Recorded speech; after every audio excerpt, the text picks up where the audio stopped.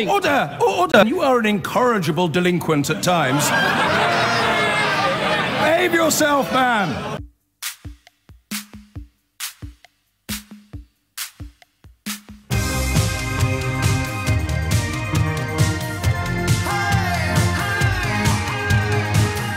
Subject I really want to talk about, I can't. I can't find a way into it. The last couple of times we've touched on Trump, the balloon hasn't fully inflated. Now, I think that's probably my fault. I'm not finding the right way into the story. And it's also probably part of the overall problem of Trump being so obviously so rotten that all of those people who've been in denial about that can't turn back. Now you'll know that he is guilty, really. I don't think there's even any attempt to deny it, of handing sensitive secret information to the Russians during that meeting at the White House last week about Islamic State infiltration. Quite incredible, and yet utterly believable. And any conversation we have will just involve people lining up to say, yeah, well, I don't know, James, how could anybody not have thought that this would happen? How could anybody have stuck up for him? How could anybody have thought? And then we say, well, I don't know. You need to find people that like him now to explain why they're comfortable with him handing classified information to the Russians, and they won't. So I don't know how we do it. I'd love to read 5,000 words on it in the New York Times, but quite what we do or how we play the notion of having a conversation about it, you and I don't know. If you've got any answers to that question, I'll bite your arm off this morning. But we begin with events rather closer to home. Okay, almost 1 million middle-class people would be dragged into paying the top rate of income tax under plans to be unveiled by the Labour Party today. It's about 5% of the population. And it will, for those affected, see a tax bill rise by an average of about £3,750.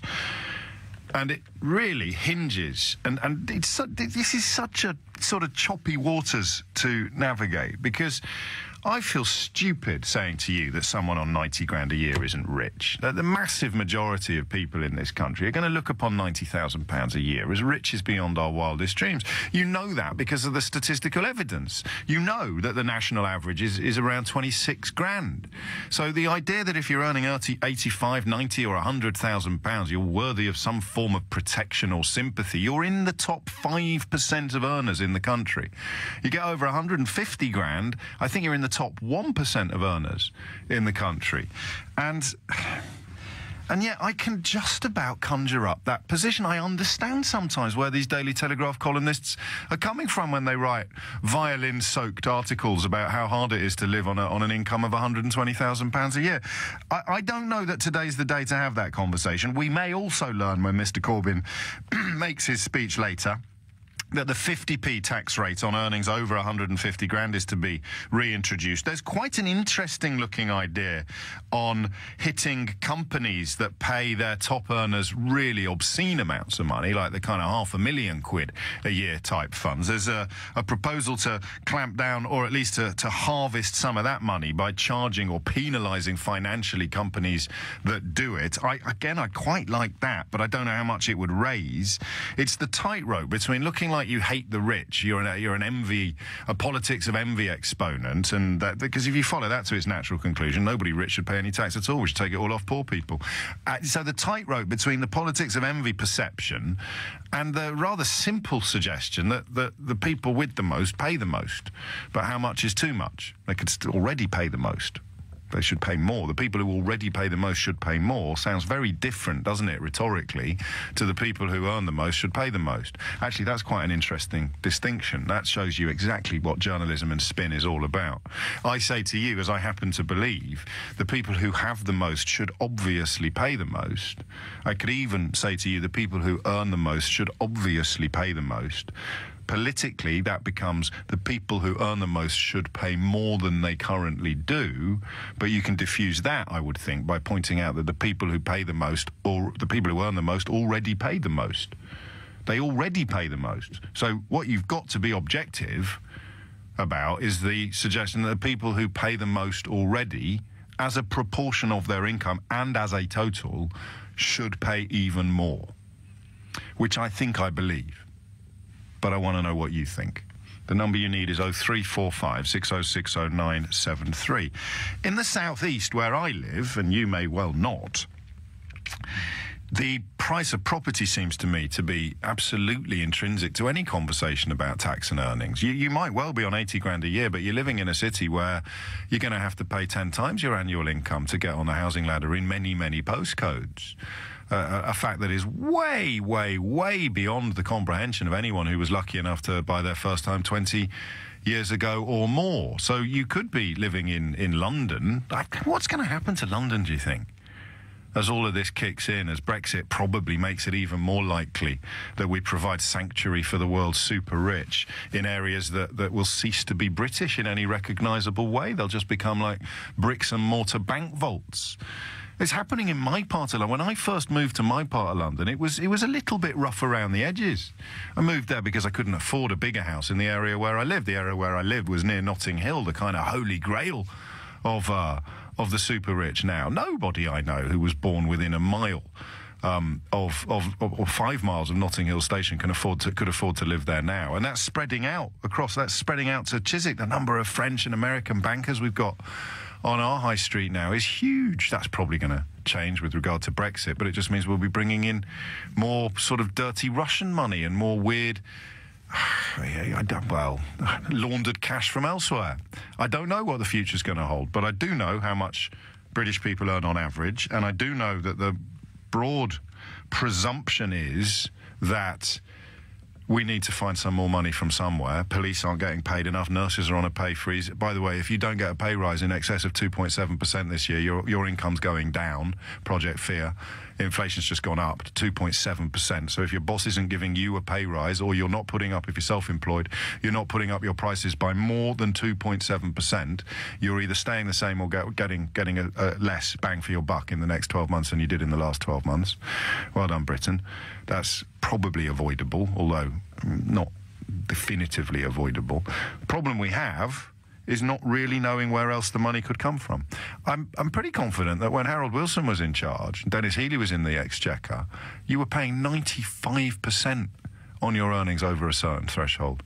That's when the Beatles wrote Taxman, Mr. Taxman. 95%. Surely even the most dyed-in-the-wool lefty on the planet is going to recognise that if you're paying 95% tax on income above a certain level, the impetus to work is slightly diminished. If you're a pop star, it's not going to make any difference. You're still going to make records, but you're probably not going to go on tour. A very different world from the one in which the Beatles made music. They'd have made the massive bulk of their money from selling records. Now you've got to go on tour. 95% tax? So since then, which would be, what, early 70s, late 60s, Britain's been on a remarkable journey. Very hard to see it not through the lens of Thatcherism. But we used to be a country in which a government could put 95% tax on income over a certain threshold and sort of get away with it. Britain used to be a country where that was workable. It certainly isn't now. You're going to have the mother of all rows about the notion of a 45 pence rate being reduced from 150 to 80. Who are the most interesting callers on a subject like this? On the one hand, you've got people who are going to be hit by it, who support it, 034, because the predictable response is, who wants to pay more tax? Well, not me, Gov. So, on the one hand, people who will be hit by this. So you currently earn over 80,000 but under 150,000. The idea is that you are going to have to pay a little bit more tax. 0345 6060 973. And I'm enduringly fascinated by people who will never be in this category. You know you will never be in this category. You don't want to be in this category. Look, if you're a firefighter, if you're doing something I consider to be considerably more important than what I do, but getting paid a fraction of what I get paid, how can you be opposed to these sort of tax measures? So a firefighter, a police officer, a nurse. No, never ever going to earn £80,000 a year, but I really don't think that should be the threshold at which you pay more. Where would you put the threshold? 0345 6060 973 is the number that you need. And let's do it objectively. Let's not do it today on the grounds of whether or not you think this politician or that politician or this party or that party can actually deliver. Do you see what I mean? I want to go down to the bare principle, the first principle, which is about where the threshold should be, not whether about you trust politician X or party Y to spend the money raised in a successful and responsible fashion. So some of the things that we're going to see. The average person affected by this rise would be paying £3,750 more a year. How much do you... Well, I mean, what does that break down as? That's a tenner a day, isn't it? That's 10 quid a day. Most of us would notice 10 quid a day less in our pocket. Most of us, by the time we've paid our bills and maybe put your regular savings to one side or chipped into your pension fund or topped up your ISA, whatever it may be, and they're the lucky ones, they're the privileged ones, you're going to notice 10 quid a day. If you're living on 100 quid a week, you're going to notice 10 quid a day like nobody's business. So 10 quid a day, it sounds like, you put it like that, it's actually quite a lot of money for the average earner. But is it a figure that you think they should absorb? Come at this from whatever angle you like. Slightly jumbled introduction today, but I wanted to bring a lot into it. I don't think we're going to be able to talk about Donald Trump because I don't know that we're beyond debate now. We're beyond reality. We're in a post-fact universe where an American president gives classified information to an enemy state.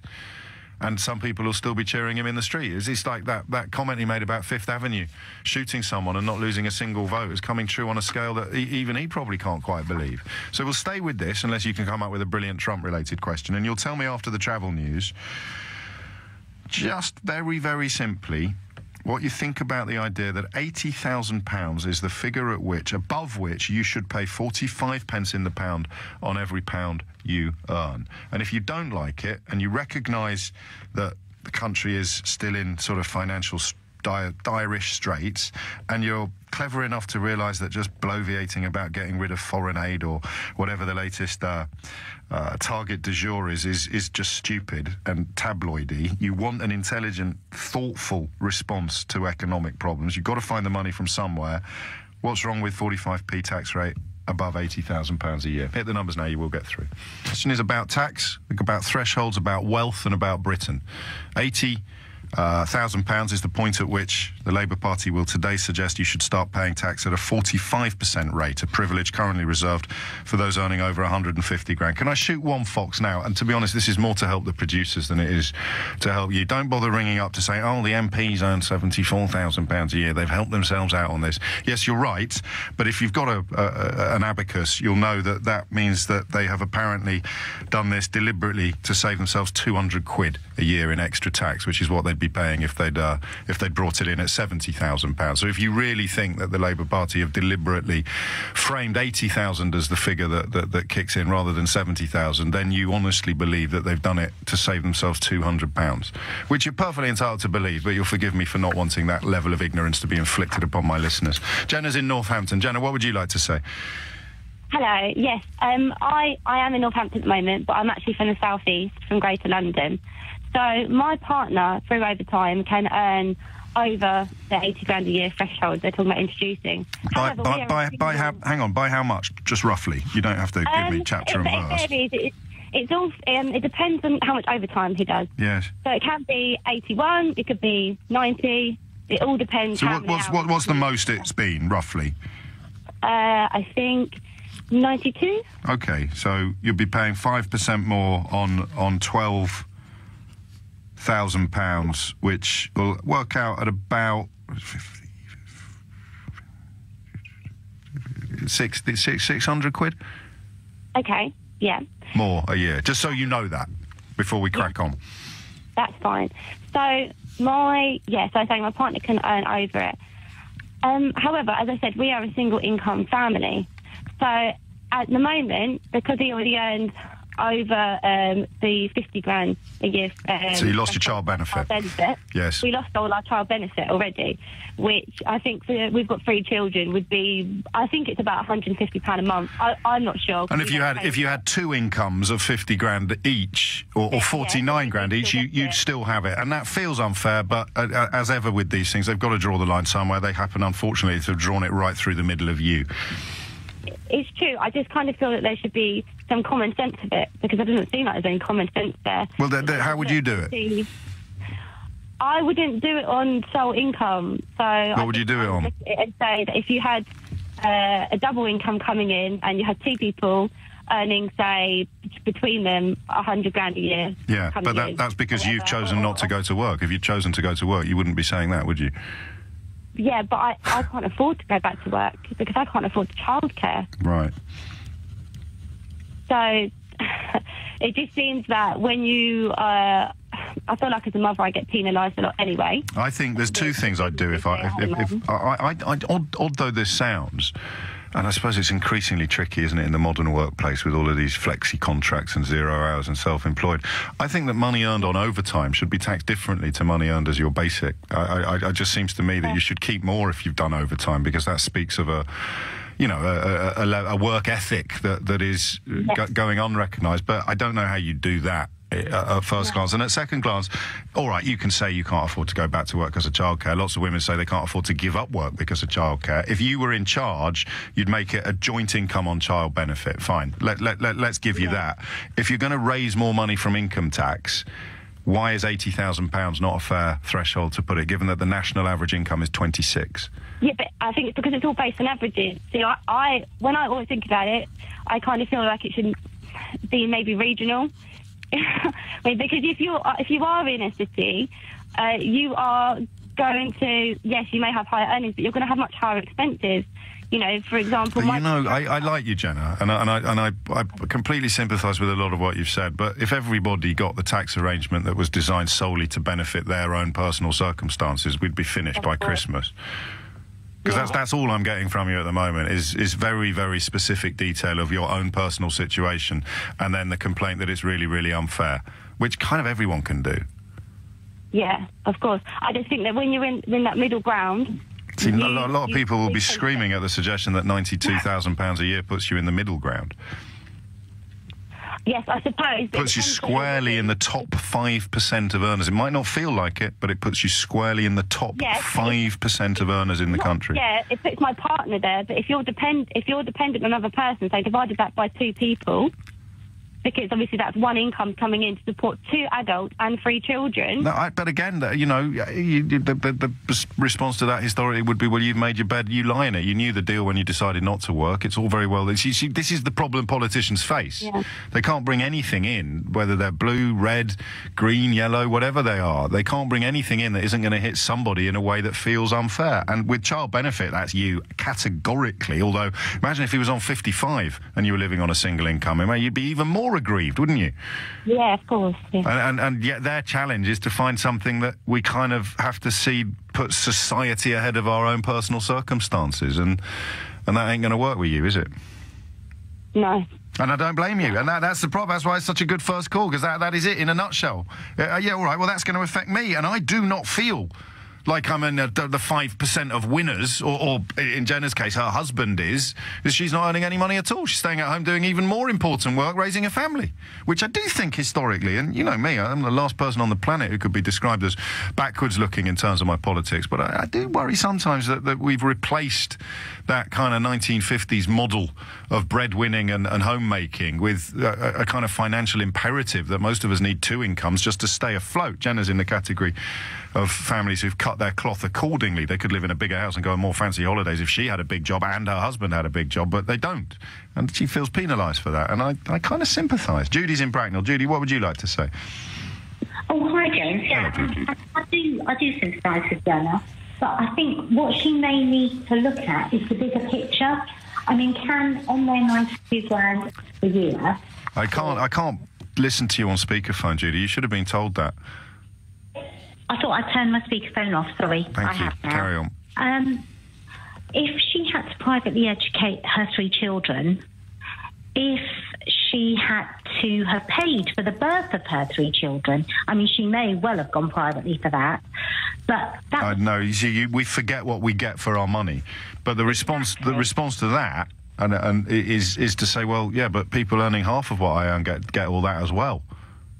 Yes, but also, if you're a wealth creator, I don't know what her other half does, but you benefit from an educated workforce, a healthy workforce, stable governance, good roads and infrastructure, good train lines, just the security of our country. That's what we're paying for, and I think people forget that. I think you're absolutely right. I think it's really hard to remind people of that as well, because it doesn't feel that way. And you know, you see the people on their super yachts who've earned billions, and they seem to be even more divorced from the reality that without people like you and Jenna and Jenna's husband and me paying our taxes, they wouldn't have an educated workforce that could go to the doctors when they were poorly and had been taught how to read and write at the, quote, taxpayer's expense, end quote. Exactly, and I think it is, you know, tough to sort of pay for, you know, 3 children to go to private school. She wouldn't be able to do it on that wage. She would have to go back to work. Just for people who are confused by why you keep mentioning private school, you're pointing out that she gets the education for her children for free, as it were. Under she's not looking for help with private school fees. She's getting help. Her child will be educated as a result of the tax paid across the country. Exactly. Now, I mean, the schools seem to be in decline, and that's really worrying. And I think all these youngsters, I mean, my children are grown up, I've got 3 grandchildren, but I think people have to look to the next generation. If the 11 plus comes back in, what people forget is a lot of middle class kids won't pass the 11 plus, and those parents will then have to pay private school fees. Well, if they can. I mean, private school fees are way out of the park from when I went to public school. It's not actually going to be an option for parents like mine in the way that it was in the 1980s, because the numbers, and I don't fully understand why, but the numbers are absolutely chilling. And Pete takes up the point that you make. How about mentioning the part of the deal of paying more taxes, that we have better schools, better hospitals, better public services, and no university fees? Over 80,000 earners, along with the rest of us, will benefit, and perhaps not feel a need to pay for private education or health insurance, i.e. the better the national provision, the less need there is to pay extra money for private treatment. It looks like a good deal to me to keep on... Oh, sorry, that's a compliment to me, thank you. Keep on shining the light, James. Cheers, says Pete in Battersea. I am shining the light a little bit today, but I kind of have sympathy for all my callers. If it was right on the line, you know, when we lost our child benefit, it kind of sucked it up. Didn't feel we needed it, but if we'd been $5,000 above that threshold and surviving on one income, and the fella over the road and his wife were earning $6,000 less than me, but on both incomes, they'd have kept their child benefit. That seems really just fundamentally unfair, and yet, how else do you cut it? She sounded perfectly capable of looking after herself, but I don't like the tone of some of the criticism of my first caller, Jenna, shouting at the radio as some woman seriously believes her partner is a middle earner on £92,000 a year. That was with overtime in his best year ever. That was from Steph. Pillmeister says, stop the phone in, James. Let's get a charity going. Just £11 a week could put that poor lady back on the £90,000 lifestyle. And this from Chris is just nasty, mate. This one of the great lessons of the last 12 months, isn't it? Is that the left actually can be just as nasty and unkind as the right. Whinging stay-at-home caller on LBC moaning that her household income of $92,000 isn't good enough and should not be subjected to increased tax. Well, that's not even true, actually. I suppose it is true at first glance, but it was a lot more nuanced than that, a lot more nuanced a contribution. And I have some sympathy for her argument. The problem is this. As the last caller and the fella in Battersea picked up on, all the stuff we get in return for our taxes never gets a look in. Just think about all the stuff that does. So if I say to you tax, where does it go where it shouldn't go? Or not even that, where do your taxes go? Let's have a little think about that. I think the first things that pop into our head are negatives rather than positives. Where do our taxes go? Anyway, enough from me. Back to Northampton. Jamie's there. Jamie, what would you like to say? Oh, hi there. Yeah, thanks for taking the call. I'm a GP in Northampton. I get paid well for what I do, probably between the top 5 and top 1% of what of the earners of the UK. But I work hard for that. Like, you know, I'm obviously working probably just over 6 days a week if you include some of the out-of-hours stuff I have to do. Yes.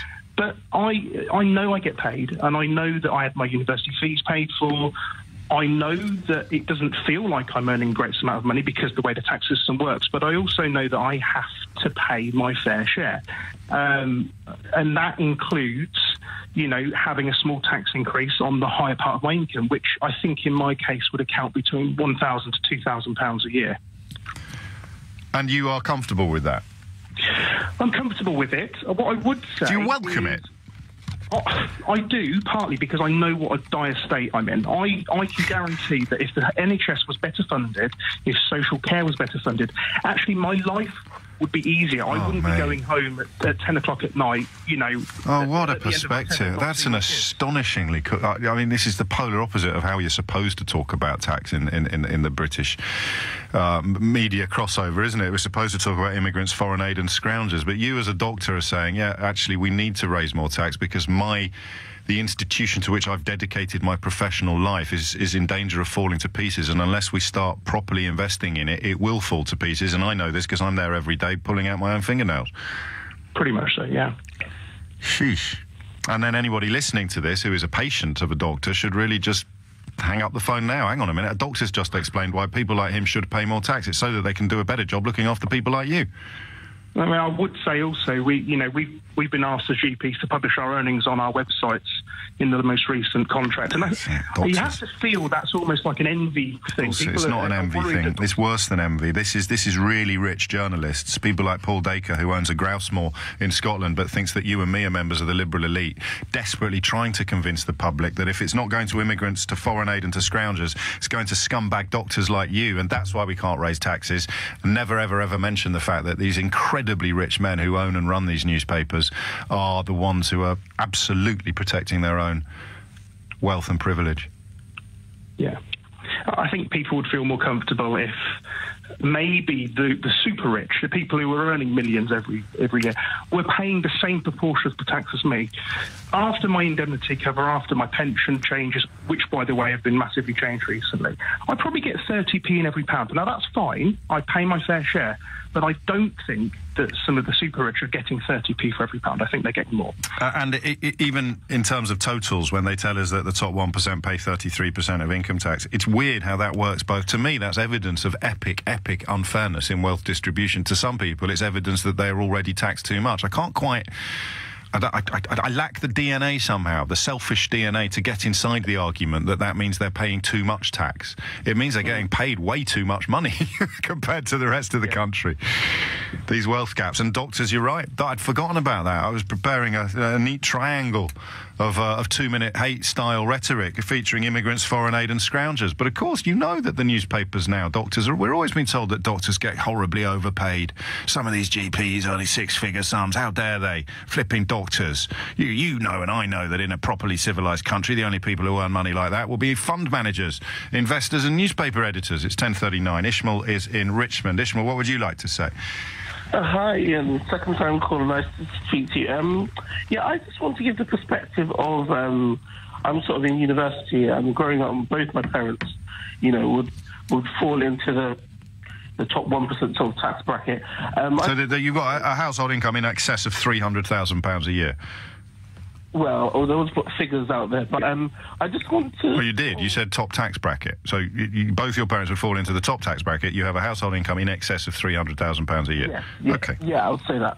But I just want to put the point out there that we're forgetting that people on this sort of salary aren't millionaires. They're not, sort of living extravagant lifestyle. Well, they're millionaires after working for 3 years and a bit. Well, remember, people, they do have mortgages as well. They have other sort of lifestyle expenses to pay for, extravagant things. So it's just, absolutely. Both my parents actually are very sort of passionate about there being a better sort of distribution of wealth in the country. And so they're very happy to pay more taxes because they think they could do their part a bit more. However, I think there is a sort of inclination for us to sort of demonise and penalise people that are earning higher salaries and sort of think... You may have been slightly misinformed. No one is going to penalise people who earn higher salaries and accept that they should probably contribute more to the infrastructure of the country in which they've been able to earn that sort of money. Nobody's got a problem with them, except, of course, the very, very rich people who are desperate to hang on to as much of their money as possible. People like your parents are the future of this country. Is the people who earn people who earn the kind of money your parents earn and don't want to pay more tax are the ones that get demonised, Ishmael. Well, it's true. And the final point I wanted to raise is actually, I don't really think in the long term an increase in tax will really bring the difference to our economy. I think we need to look, number one, at the sort of super rich that are able to, sort of fly into London, stay here for endless months, not pay a penny's tax. Oh, we need them now, post-Brexit. It would have been lovely to come. It would have been lovely to make their life a little bit harder, to stop them from buying up half of the new developments in London without actually letting anybody live in them. It would have been wonderful, but I don't think we can. We're already waving goodbye to thousands and thousands of bankers. JP Morgan have just bought a massive new office building in Dublin. They're off. And do you want to know a really terrifying thing? Right. 5,000 individual earners, the top 5,000 earners in this country, the tax they pay covers 1/2 of the overall housing benefit bill in Britain. So, and most people on housing benefit now, certainly most new signatories to housing benefit, are in work. Those 5,000 people are going to be at the front of the queue to relocate, potentially. So these holes in our economy are only going to get bigger. Where are you going to get the money from? People who haven't got any? Or people who've got quite a lot. And it might well feel, I don't think many people are going to get the violins out for Ishmael, but certainly Jenna, it doesn't seem fair to her that she would be expected to shoulder more of a burden, albeit, as I pointed out, that it's only going to be 600 quid a year. 10:42 is the time. Dave is in Dis. Dave, what would you like to say? Hi, James. I'm a tree surgeon. I have no dreams of being one of these higher tax earners. I know it's not going to happen. But you love your work, I presume. So in a way, you're luckier than a lot of the workforce. No, that is a bonus. But I've kind of got the view that the nation seems to be in a bit of a financial state. We're in debt. That's the way it is. Personally, I'd be happy paying more tax than I currently do if I sort of trust the politicians to know that it's going in the right place and it's going to pay off the debt, so that one day, potentially when my kids are paying tax, their tax isn't going towards debt for money that's been overspent in the past. Servicing debt, it's actually being invested in infrastructure. That's why I thought the fella in Northampton, Jamie in Northampton, a GP, said, not only do I want to pay more tax, I want other people to pay more tax to save the NHS.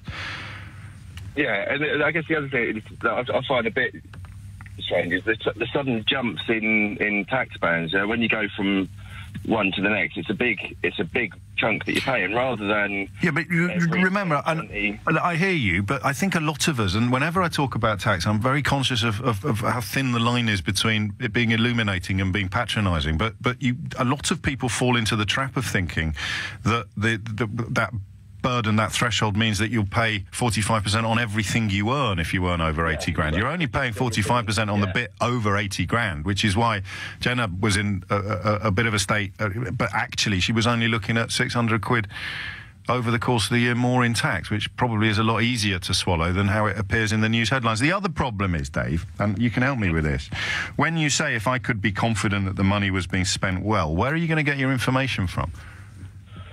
Well, you don't know what to read, what to believe. You see, this is it, and I'm the same as you. We're not going to get our information from the fact. Have you got kids at the moment? I have, yeah. And your kids are in school, right? Yeah, 4 and 5. So my kids are in school, your kids are in school. That's the evidence that our tax is being well spent. Last time you were poorly, maybe the experience wasn't perfect, but it was a hell of a lot better than it would be in America or most other countries. That's the evidence that your tax is being well spent. When you're out working, driving to one of your favourite trees, the roads are navigable, right? They're better than they are in a lot of Europe. That's the evidence that your tax is being well spent. If the blooming Argies invade the Falklands again, hopefully we've still got an army that could sling them straight back out again. That's the evidence that you're but you never ever get that information. All you'll get is some Gambian woman who's got a big house, and you'll be given lots and lots of proof that all your money's going to her. So that's where I feel sorry for politicians. The only place where I feel sorry for politicians is where the media never ever ever points out the 99% of the time that tax money is spent in quite a beneficial and positive way. Yeah, so I'm in no two minds. The things they say the problems are, it's so small. The immigration benefits is so small. But that's all you ever read. It's all we ever read about. This is what I say. Where does your tax go? Where does your tax go? Oh, it goes on blooming scroungers. It goes on immigrants. It goes on foreign aid. No, it goes on the EU. I think you could list all of those things, and you wouldn't even have touched on 5% of the GDP, 5% of national expenditure. What does it really go on? Old age pensioners. NHS, schools. What does it really go on? All the tax money we pay, what does it really go on? Keeping us safe, keeping us healthy, teaching us all to read and write. What does it really go on? All of these things. So why do we need more? To make life even better. Stick it through the lens of the Daily Mail. It all goes to immigrants, foreign aid and scroungers. That's why we are where we are as a country. 10:46 is the time. I wonder increasingly whether we're going to look back on the years between sort of, well, I know the baby boomers are going to look back on some grand old times, but we're going to look back even on relatively recent history, 10, 20 years hence, and wonder what the hell we were thinking when we just ran away from it at breakneck speed. Inflation hit 2.7% today. 12 months ago it was 0.3 or 4, was it? Just think about that. That's inflation. That's the cost of everything you buy. So if your wages haven't gone up by 2.8%, you just had a pay cut. But, you know, strong and stable. John's in Cheshire. Back to the tax. John, what would you like to say? Yeah, I think it's amazing people just don't understand basics, not tax, basic maths. Okay. Well, it's common sense, you know. If the people that are going to be taxed more money, so they're going to have a less income, so if they're higher earners, a lot of them will be actual people that supply owners of business, so they will put their products up in relation to that. So the people down the bottom that aren't paying the tax, they will pay it in inflation again.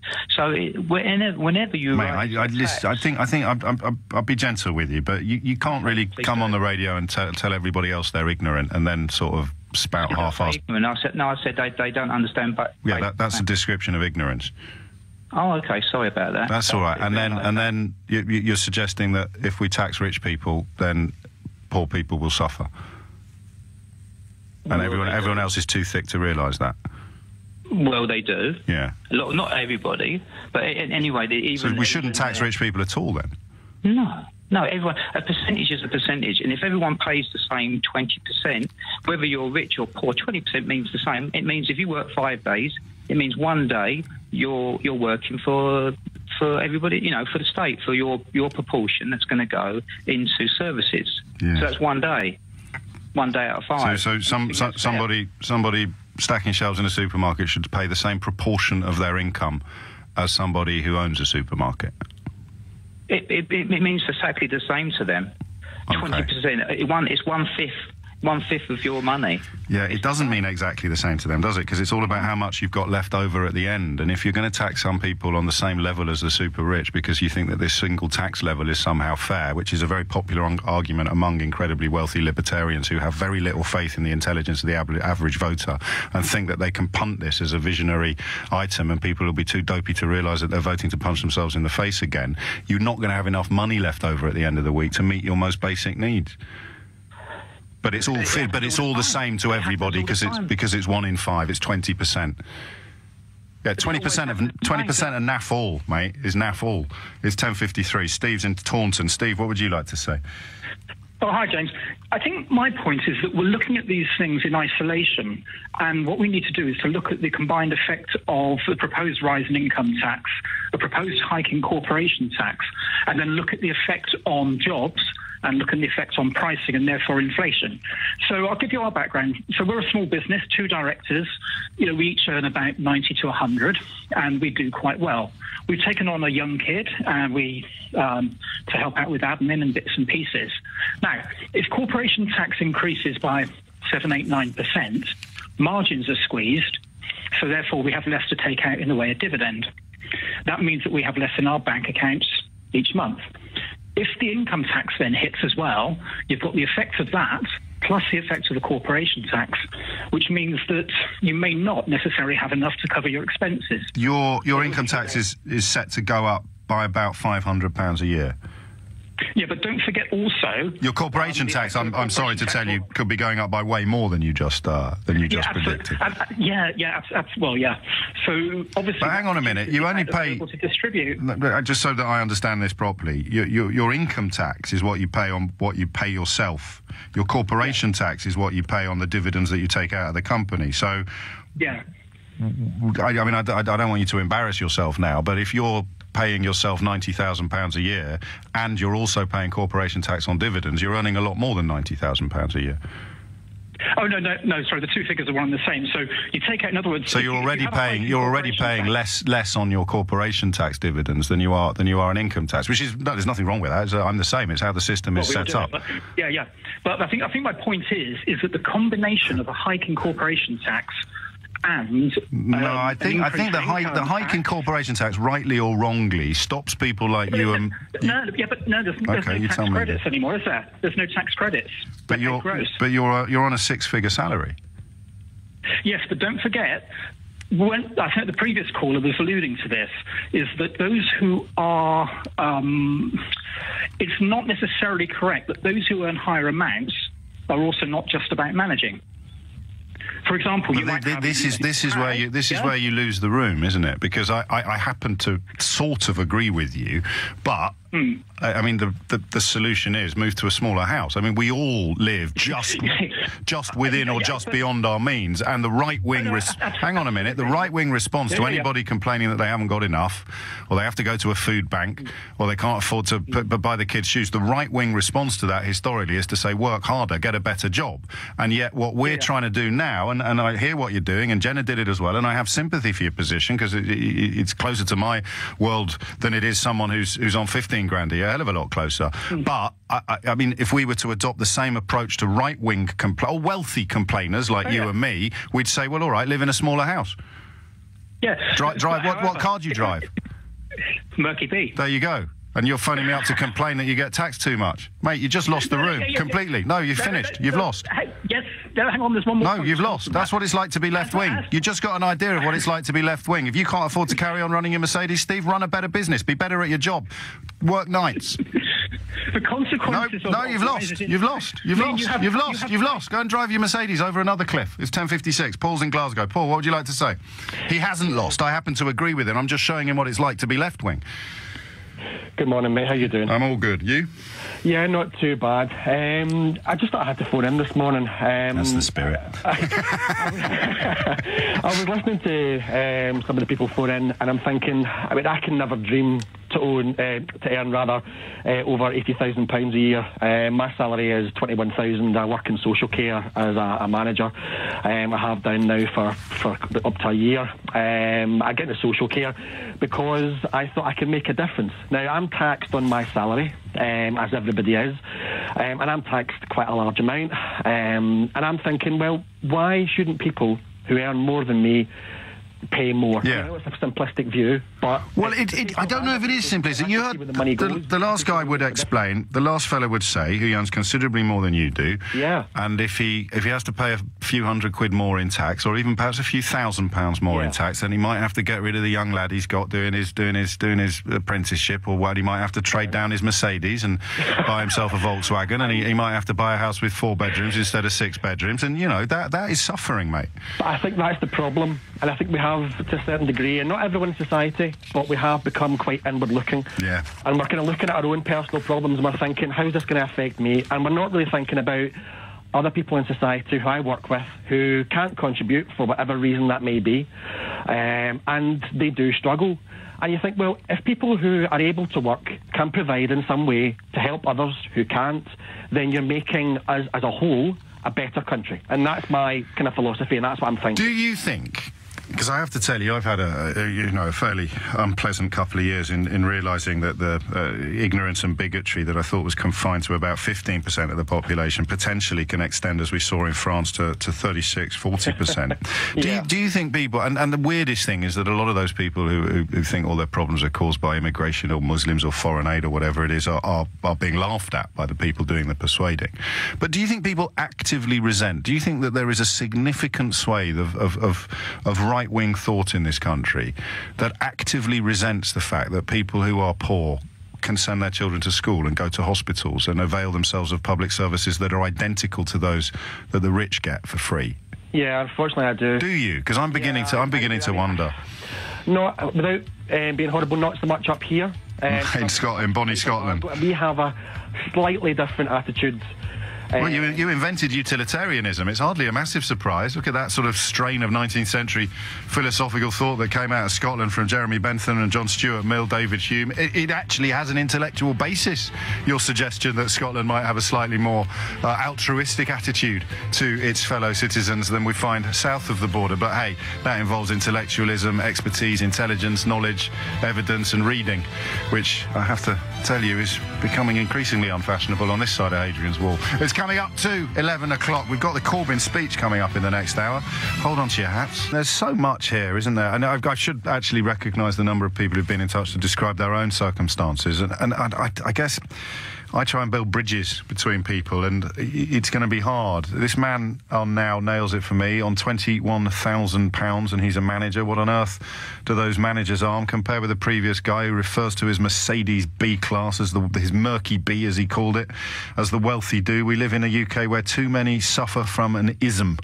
A lot of you, Hugh sort of touches on it there a little clumsily, actually. I probably should have picked a slightly better express text to read out. The difference between ordinary working people and hard-working people is several £1 million, says Paul in Foxbar. And that, for me, is a bit of a political principle. I do not understand how we have allowed ourselves to create a society in which if you want rich people to work hard, you've got to give them more money, and if you want poor people to work hard, you've got to give them less money. That, it seems to me, or you rely upon their sense of public service while trousering gazillions of pounds and writing newspaper articles about patriotism. Nurses, doctors, firefighters, police. If I get dewy-eyed and unduly sentimental about any section of society, it will be the people that will put me back together if I'm in a car crash on the way home later today. It will be about the people who will protect me and my children from, God forbid, any foreign force that wishes us harm, or other British citizens elsewhere in the world harm. It will be the people that hopefully track down the miscreants and scumbags responsible for committing crimes against me or mine. If I get dewy-eyed about anything British, it will be the firefighters who will run into the burning building as you and I run out of it. So I might get a little bit dewy-eyed sometimes about the public sector, but my God, it's a hell of a lot better than getting dewy-eyed about some flatulence-flavoured, misremembered past that never actually existed. Because I'll tell you what makes me weird in modern Britain. That nurse who just looked after my child, that firefighter who just ran into that burning building, that doctor who just looked after my mum, that teacher who's currently looking after my children. I don't care what colour they are or where they were born. I care only about how good they are at the job that they do. And we've created a Britain that is almost now becoming the polar opposite of that. Oh, no, I don't care whether he's any good at his job or not. I just care where he was born and what colour he is. That's where we are. In many ways, that's what Brexit is. I don't care how well the ship sails. I just care about the nationality of the captain. Happy days. Back to tax, and then we'll take the speech. And then we might come back to this. So the manifesto launch is due to begin shortly. The number you need to chip in, very busy first hour, but I've got a couple of phone lines free now. 0345 6060 973. We haven't touched on the other interesting element of this, because I just don't know how many people listening would fit into the category. There's a levy to be placed on companies that pay anyone over £330,000 a year. So they wouldn't take the money off the employee. They would still be paying probably 50% above 150. We'll find out during the speech. But if a company pays anyone £330,000 a year or more, there's a 2.5% levy that the company has to pay on top of the wage. Do you see what I mean? Yeah, of course you do. I don't know that we can talk about that, because that feels so far away from normal experience. And if you're listening to this and thinking, yeah, 330 grand, that's a different universe. Remember all the people listening to callers describing their earnings as being 90 to 100,000 pounds. They feel like you do. People on 25 grand a year, people on 18 grand a year. They feel like you do. You feel like that about someone on $500,000 a year. They feel like you do about you. That's the problem here, is that you try and frame a tax policy that applies to everybody. It's never going to feel fair to the huge swathes of the population that are close to the thresholds or feel that they're being unfairly penalised and him over there is getting an easy ride. Whether him over there is on a yacht or on his backside watching Jeremy Kyle all day, somebody somewhere will think they've got an easy ride. Alan's in Tunbridge Wells. Are you disgusted? No, James, I'm not disgusted. Carry on. I think that your first caller, who I believe is coming for a bit of flack unfairly, I think... Yes. In my opinion, sums it up, really, because I think if you ask most people who should pay more tax, the answer will always be anybody that earns more than I do. Yeah, or even simpler, not me. Yeah, exactly. Well, I don't mind. Whichever way you want it, as long as it's not me, I don't really care. But I actually would fall into this tax bracket, and both my wife and I would fall into this 80,000. And I don't really have a problem with it. I think the issue that I have, and probably shared by a lot of taxpayers, is that the small amount of people that abuse the system and then it gets publicised, whether it's in the Daily Mail or whether it's on a benefits programme on Channel 4, whatever, is really clouds our judgment. Because we can't stop thinking, well, look at that, there's my money being wasted. May I cautiously suggest that you didn't listen to the last hour of the programme in its entirety? I didn't do all of it, no. No, because you are so on the same page as me. It's look, quick, look over there. There's a Gambian woman with a massive house in Knightsbridge and 77 children. Yeah, look over there. Don't look over there at the hospital that's just helped you, you know, recover from cancer, or the school that's taught your children to read, or the army that will pile in if the RGs invade the Falklands. We never look at all that stuff. We only look at the scroungers and the foreign aiders and the immigrants. Well, I don't think we don't look at the other stuff. I think we do look at it, but our judgment does get clouded by... How do we fix that, then? Well, you can't. No. You cannot fix it, because inevitably people will do what they can, and some people will want to abuse the system and some people will not want to abuse it. Well, it's dog bites man and man bites dog as well. If it was going on an epic scale, if benefit fraud or any of these things were actually normal, they wouldn't be reported. The effort that these journalists put into finding someone appears on one of those TV shows, the magazines have a feeding frenzy. You know, the magazines that you see by the tills in Tesco's, they have a feeding frenzy because they desperately want to find this. It's like the 21st century stocks, isn't it? We want to find this woman and put her in the stock so we can all throw rotten tomatoes at her. Yeah, well, because that proves then that we're better than other people, doesn't it? So that's why we do it, because we're not part of that section of society that does that. And yet we feel closer to that section of society than we do to the yacht-owning section of society, which is why it's a lot easier to turn us against them than it is against them. Another point I wanted to make was that the so-called yacht-owning members of society, as you put it, are discriminated against and are criticised for not paying their fair share of tax. But actually, there's a lot of people out there on what would be called normal jobs, a lot of people doing bits of part-time work, might be self-employed, going out doing their cash-in-hand work during the week. You know, if you've got 1 million people per week taking £100 in cash and putting it in their back pocket, that's £25 million a week tax that you're not collecting on that. It's a very strong. It's a very strong point. And they will be the same people that will stand in the pub and proliferate about the fact that it's the multimillionaires that aren't... I'm not sure I'll come with you all the way on that. I think they're more likely to pontificate about the ones we've just described, but the scapegoats rather than the super rich. No, go on. I've worked with a fair amount of them in my 40-odd years of work, and I can assure you they will blame everybody. Yes, no, I'll give you that. But if someone's getting 100 quid cash in hand once a week, and that's the difference between them being on Struggle Street and being vaguely comfortable, it's harder to get angry about that than it is someone who's just bought their 7th yacht. Theo Usherwood is watching the Labour Party High Command troop onto the stage. Where are you, Theo, and what's going to happen next? I'm at Bradford University. Jeremy Corbyn walking into a standing ovation from the Labour Party faithful. He's due to start speaking after Naz Shah, the local MP, has spoken. We're just seeing Sarah Champion take to the stage now.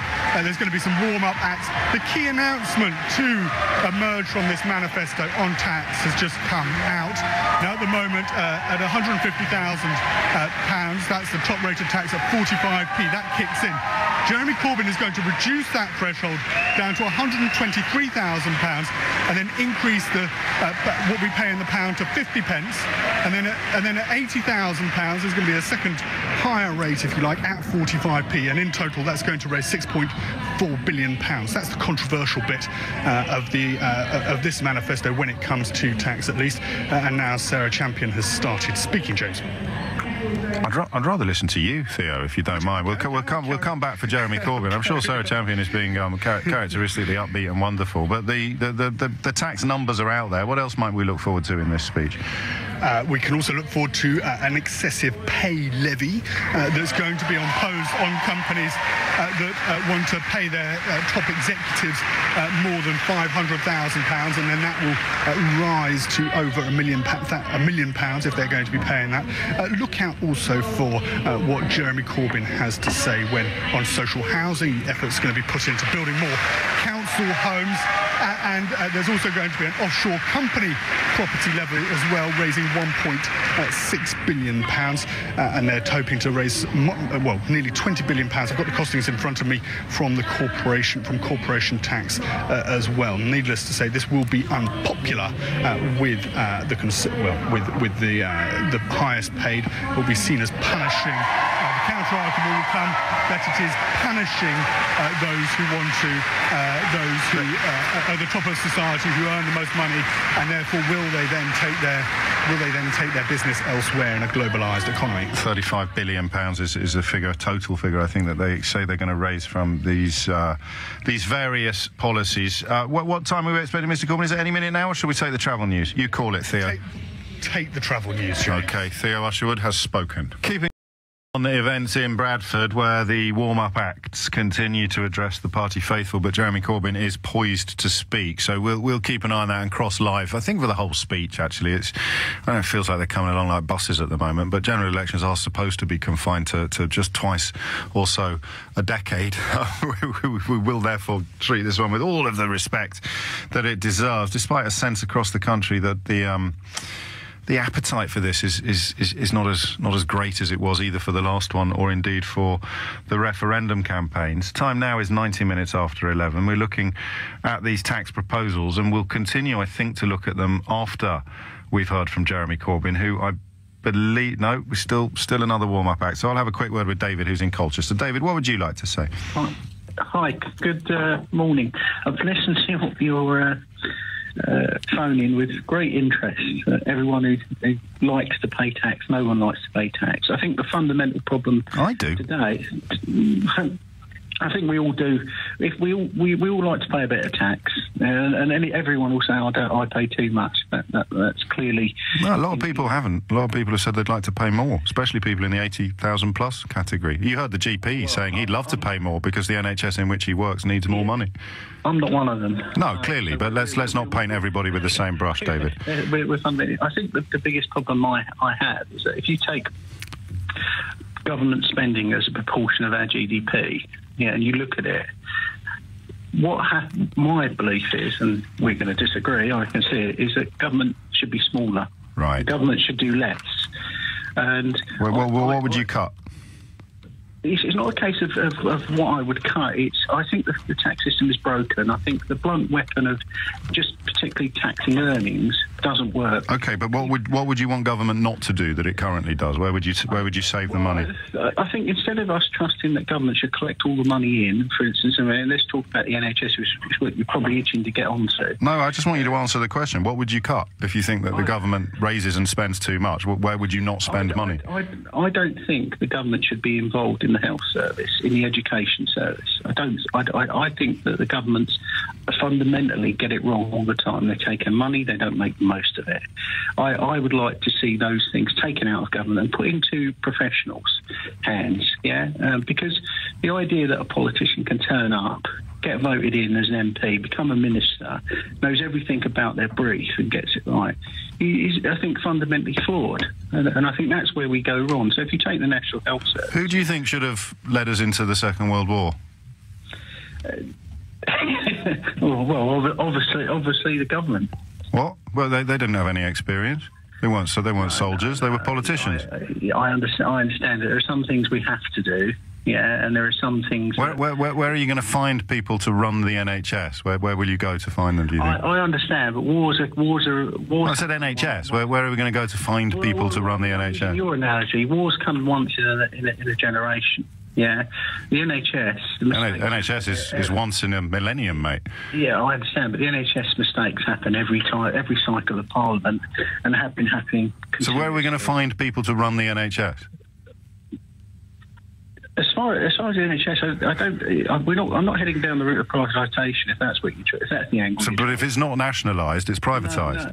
No. What I mean is this: I believe in the NHS free at the point of use. Absolutely, I believe that governments over generations have continually made mistakes in running it. I think. So, who is going to run it instead? I'm only going to ask you once more, and then I'm going to move on. professionals. Yeah, but where are you going to find these professionals? Consultants. They're already working in the NHS. Oh, OK.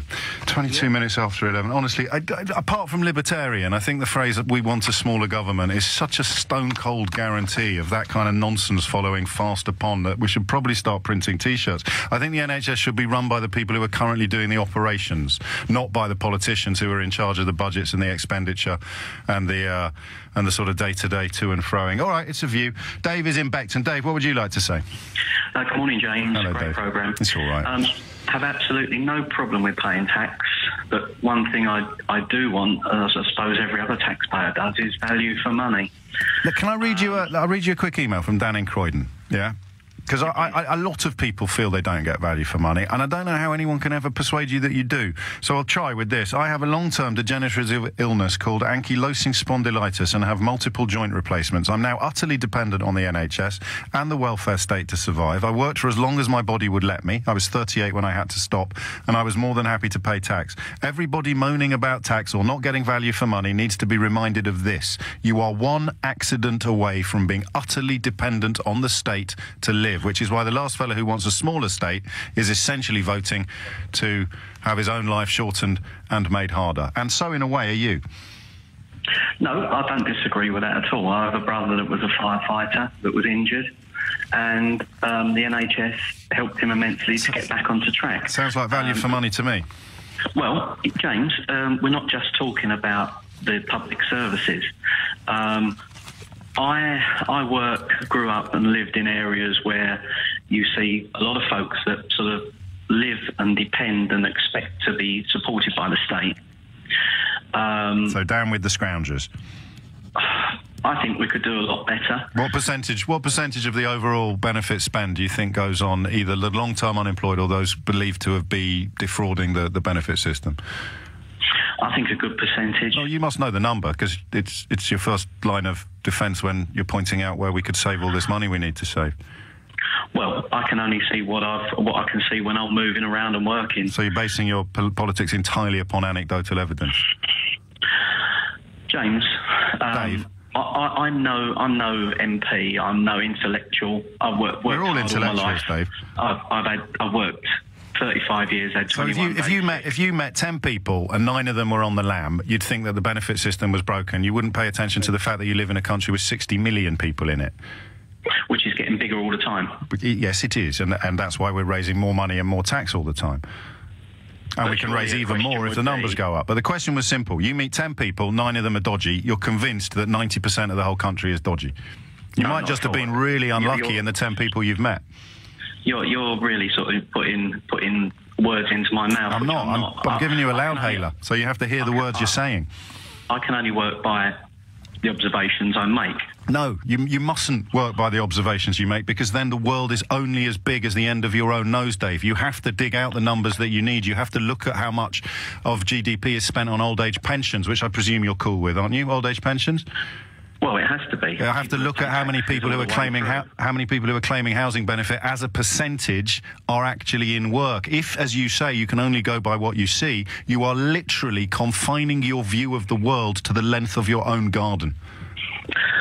The only thing I'd like to say is if this country was a boat, the people that are paying taxes are bailing water out not quite quick enough as it's coming in. And I don't know how long we can carry on doing that. 53% of this population of taxpayers are net takers from the system, not net givers. So unless you earn somewhere around the £60,000 to £70,000 mark, you are part of the problem you've just described. Well, I don't. Well, then you are, I'm afraid, being bailed out by people like me. Well, and guess what, Dave? Go on. I'm happy to do it. I'm proud to do it. Until the moment I come up against someone who is getting helped by taxpayers and thinks that the problem lies with the scroungers. And now, Jeremy Corbyn.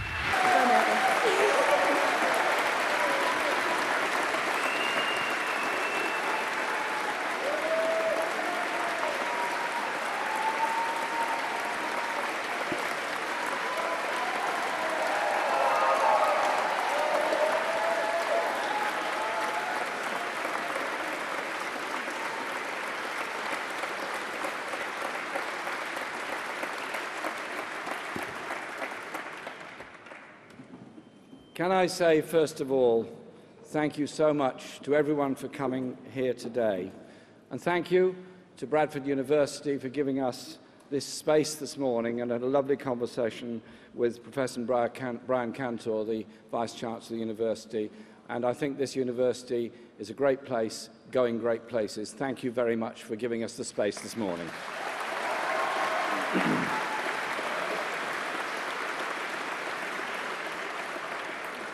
And thank you to everyone in Bradford and indeed all across Yorkshire over the campaigning over the last few days. What a fantastic welcome we've had. What fantastic support we've received. And so many people tell me so much about the hopes they have in our manifesto, in our plans, in all of us. We intend to deliver on those hopes and on these plans.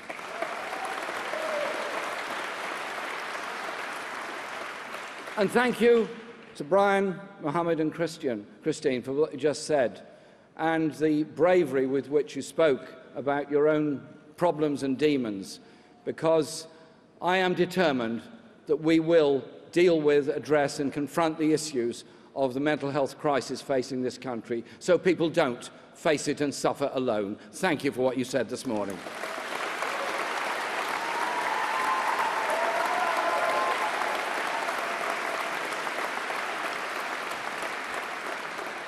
I also want to say a big thank you to all those that contributed to our manifesto, those in our teams in the Labour Party head office, in my team, that put such amazing amounts of work into producing a very good manifesto in a very short space of time. Well done to all of them, and thank you to all the different society groups, civil society organisations, so many others that sent in really good ideas to us which have helped to frame our thinking and frame our ideas, and of course the members and affiliated trade unions of the Labour Party. And I also want to say thank you to the party's national executive for the huge work they put in on this, and a very deep appreciation to all my colleagues who are here today in our shadow cabinet. They've put enormous a message across into contributing to our manifesto. And if you look at our shadow cabinet, you see experience, you see diversity, you see age range, you see people whose life experience is rooted in real life experience, who will never forget that when they're holding great offices of state to deliver for the people that put them there. Thank you very much to all of my colleagues in the shadow cabinet.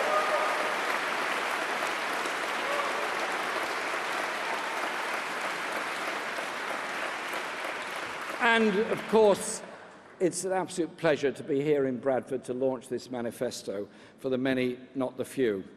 Because Bradford University had a chancellor for a long time, and a great chancellor he was. He was Harold Wilson, a former Labour Prime Minister.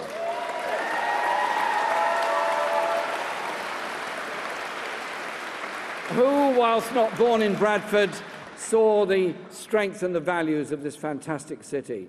And Harold, as Prime Minister, did so much to expand university education and make it accessible for all. And his greatest legacy, I believe, is the Open University and the access that gives to everybody to go into higher education if that's what they wish to do at any stage in their lives.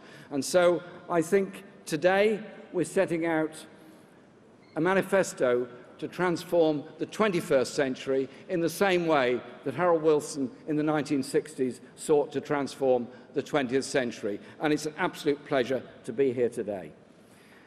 This manifesto is a draft for a better future for our country.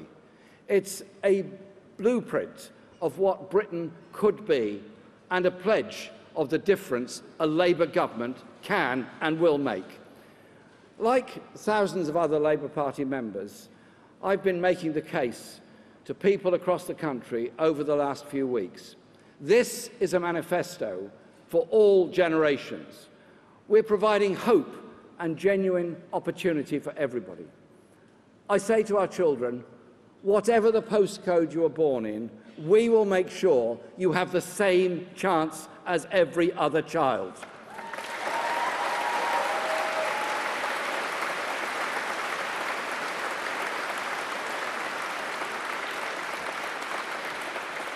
And I have to say, as the days turn into weeks, as this campaign's continued, opinion is changing and it's moving towards Labour.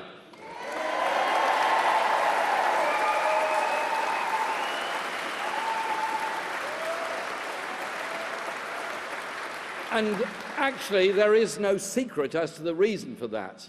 Because people want a country run for the benefit of the many, not the few. That's because for the last 7 years, our people have lived through the opposite. A Britain for the rich and the elite and the vested interests. They've benefited from tax cuts, bumper salaries, and millions have struggled at the same time. Whatever your age or situation, people are under pressure, struggling to make ends meet. Our manifesto is for you. Parents worrying about the prospects of their children and anxious about the growing needs of their elderly parents. Young people struggling to find a secure job and despairing of ever getting a home of their own. Children growing up in poverty. Students leaving college burdened with debt. Workers who have gone years without a real pay rise and stretching family budgets just to survive. Labour's mission over the next 5 years is to change all of that. Our manifesto sets out how, with a programme that is radical and responsible, a programme that will reverse our national priorities and put the interests of the many first. We will change our country while managing within our means, and will lead us through Brexit while putting the preservation of jobs first. Let me highlight just a few of our key pledges, and believe it or not, you may have read them already if you're an assiduous reader of newspapers.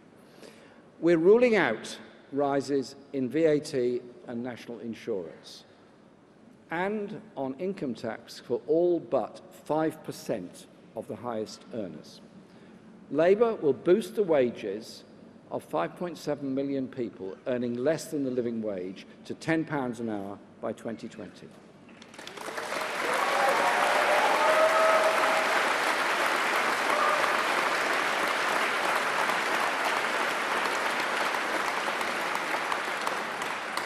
Labour will end the cuts in the National Health Service and deliver safe staffing levels and reduce waiting lists.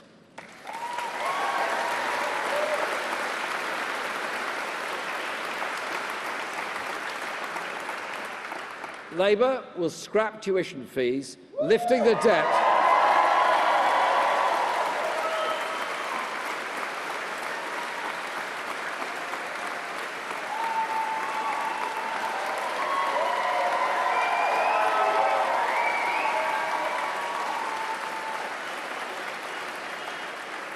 and that will lift the debt cloud from hundreds of thousands of young people. Labour will move towards universal childcare, expanding free provision for 2-, 3- and 4-year-olds in the next Parliament. Labour is guaranteeing the triple lock to protect pensioners' incomes.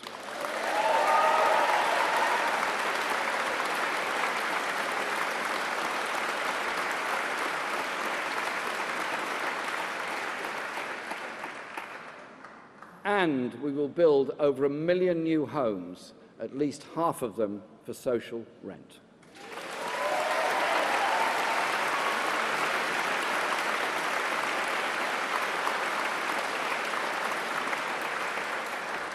Labour makes no apology for offering new protections to people at work, including ending the scandal of zero-hours contracts.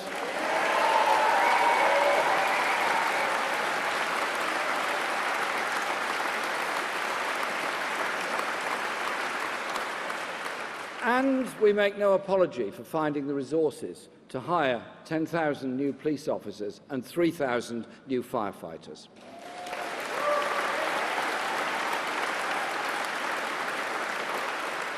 And we will do the smaller things that can make a real difference, like ending hospital car parking charges or introducing 4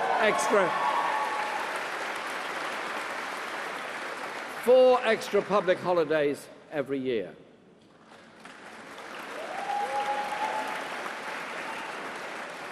But we in the Labour Party recognise that dealing with and solving these problems requires a thriving economy, one that gets our economy working again and rises to the challenges of Brexit on jobs and investment.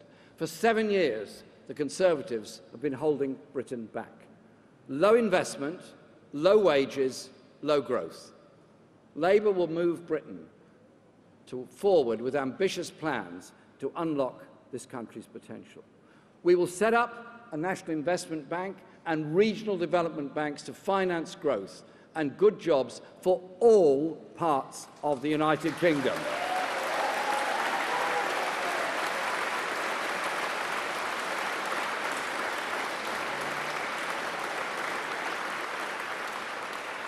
Through the funding of major capital projects. Labour will also invest in our young people through a national education service focused on childcare, schools and skills, giving them the capacity to make a productive contribution to tomorrow's economy.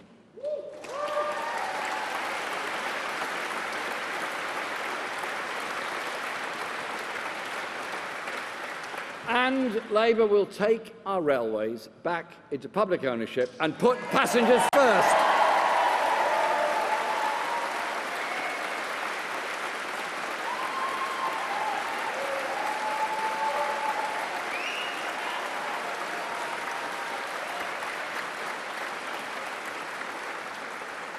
We will take back control of our country's water by bringing them into regional public ownership.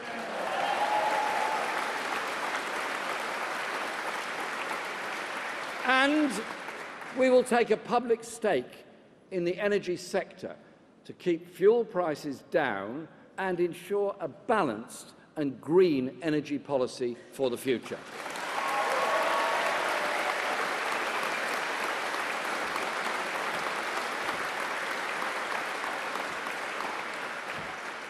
The Tories now want to scare us into accepting more of the same. Only Labour has a plan ambitious enough to unleash this country's potential.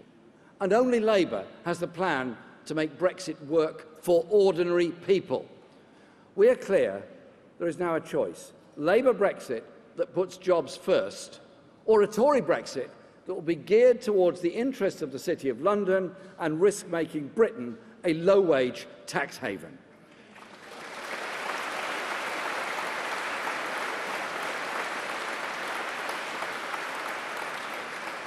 As we leave the EU, because that is what the people have voted for, only Labour will negotiate a deal that preserves jobs, access to the single market, and preserves rights and access, not plunge our country into a race to the bottom.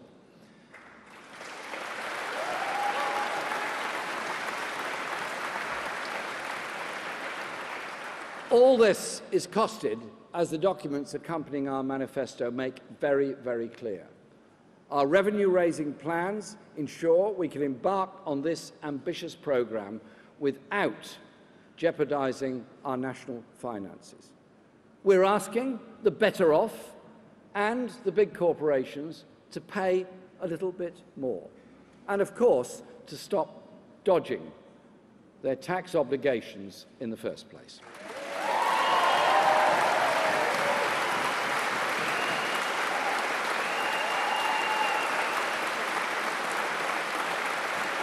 And in the longer term, we look to a faster rate of growth, driven by increased private and public investment to keep our accounts in shape. This is a programme of hope. The Tory campaign, by contrast, is built on one word: fear.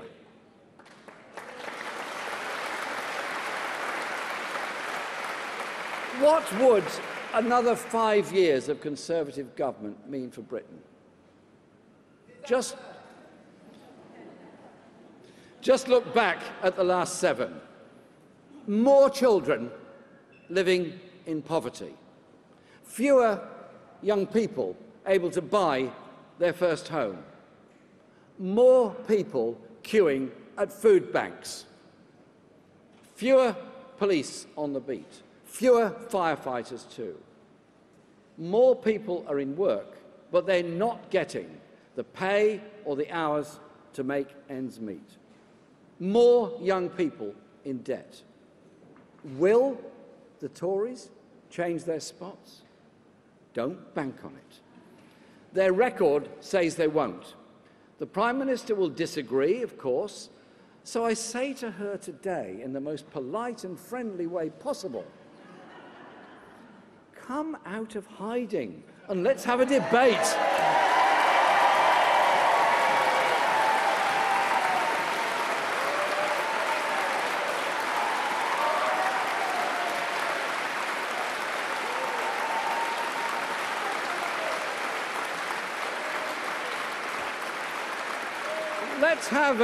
Let's have a polite, respectful debate on television so millions of people can make up their own minds about which party offers better hope for Britain.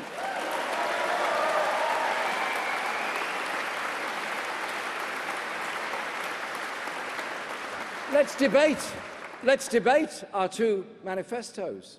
Have the discussion.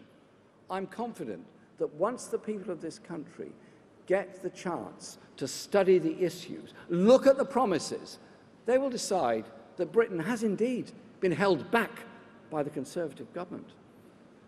They have prevailed over the many for far too long. And that they will decide it's now time for Labour.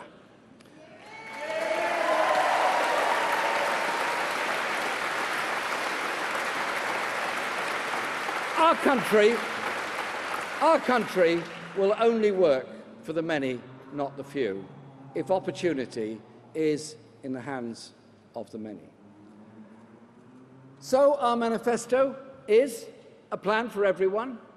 Have a fair chance to get on in life, because our country will only succeed when everyone succeeds. This message is for everyone in this country, be they young, be they middle-aged, or be they old. We want that inclusive society that cares for all. And as I said at the start of my speech, we are determined that a child's future is not decided by the place of birth, that a child's future is not decided by the underfunding of their primary school. A child's future is not decided by the poverty of their community. A government that invests for all. A government with the vision to ensure that the brilliance and imagination of every child can be fulfilled during their lifetime. Our proposal is a government for the many, not the few. Our proposals are of hope for the many all over this country, and I'm very proud to present our manifesto for the many, not the few. Thank you very much.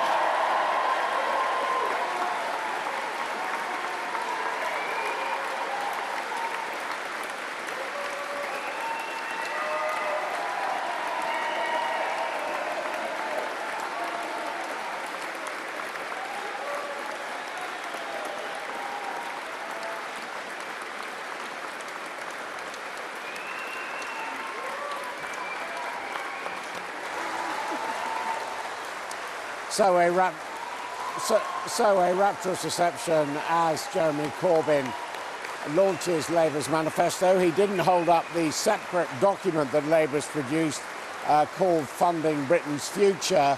And just on the tax measures, when he said corporations and the better off were being asked to pay a little bit more, here are the figures from Labour's own document.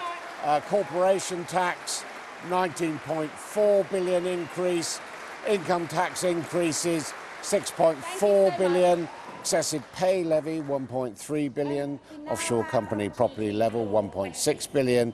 Tax avoidance programme, 6.5 billion. Extension of stamp duty, 5.6 billion. Now, Sarah Champion, the MP and or former MP and candidate in this election, and the party's equality spokesman, is chairing the press conference, which looks as if there's going to be questions from the press and from supporters. Manifesto is wonderful to hear. I've been waiting for 30 years to hear something like this that I could believe in and fight for. The question, though, is we have a huge issue in our area, which is fracking. We're delighted to see it in the manifesto, and we'd love to hear you say it as well. Thank you. Gentleman behind you, please. The gentleman with the tie. Thanks very much. Andy Bell, Channel 5 News. Mr Corbyn, I know you don't want to set a target for immigration. Right, sorry, that's more like it. Andy Bell, Channel 5 News. Jeremy Corbyn, I know you don't want to set a target number for immigration, but can you simply say if you think it would be good for the country if the immigration level was reduced, if immigration came down? And finally, Laura. No, please, please, let's have respect for everyone who wants to ask a question, including members of the media. By the way, I'm a member of the NUJ.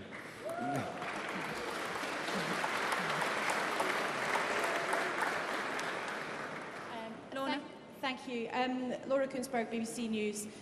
Mr Corbyn, to be crystal clear for our viewers, for good or for ill, you think it's time to pay for your ideas, to tax more, to spend more and to borrow more.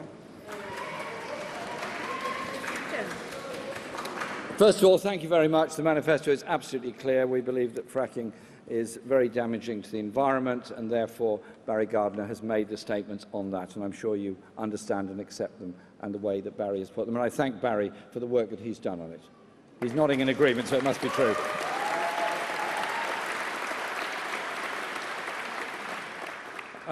On the issue of immigration, there is immigration from all parts of the world. Those that have migrated to this country have made an immense, enormous and fantastic contribution to our society. Without those that have...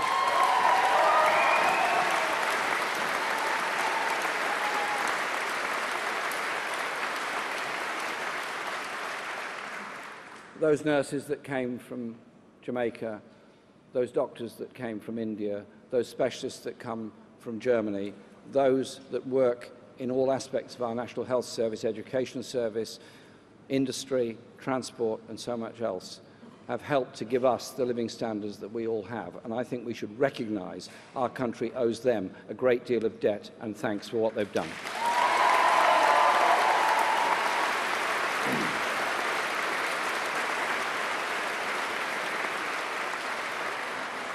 We've also made it clear that people should not be brought into this country to work in poor conditions, on low wages, deliberately to undercut people that are already here in work on agreed conditions. And that the free movement that currently exists within the European Union, obviously at the time we leave the European Union, that free movement doesn't continue. We will negotiate a trade agreement with the European Union that will ensure tariff-free access to the European Union, and future migration will be based on a fair migration policy, a fairness towards our economy and our needs of our people, and an end to the undercutting and exploitation that goes with it.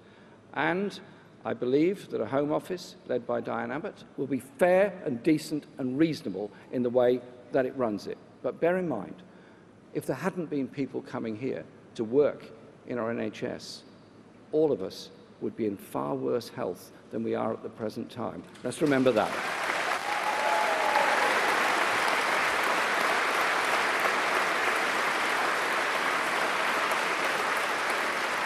And Laura, thanks very much for your question, and thanks for the way you put it. What we're proposing here is a rebalancing of our economy, a rebalancing so that there is proper levels of investment in infrastructure fairly across the whole of the UK, not totally in the London and the South East, but in every region of the country. And I think that is extremely important. And a National Investment Bank that will ensure that fairness is taken all the way through it. We will also be, yes, increasing wages through the living wage, a living wage of £10 an hour by 2020. That will actually lead to economic growth and higher spending within the economy. It will also lead to a slight reduction in work benefits because of higher wages, but it will also help to rebalance our society. And from a government that has borrowed more than every Labour government in history over the past 7 years, we really don't need lectures. We really don't need lectures from the Tories on this. We're there to invest for the future and invest for the good of all, and to ensure there is fairness across communities and across the regions of Britain. And you know what? Every other country in the world says, why does Britain invest so little and pay itself so little while it allows such grotesque levels of inequality to get worse? Let's turn it round and do it the other way.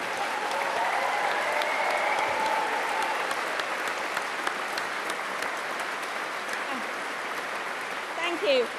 I've got a lady on the very back row, the gentleman who has the most splendid moustache I've ever seen, and the gentleman on the front row. Second most lovely. Hi, Jeremy. I'm just wondering, is there any provisions, Scarlett over here, is there any provisions to basically fix the failing academies that we already have in our system for schools? Because my son is now 18 and he came out with no GCSEs because the schools failed him.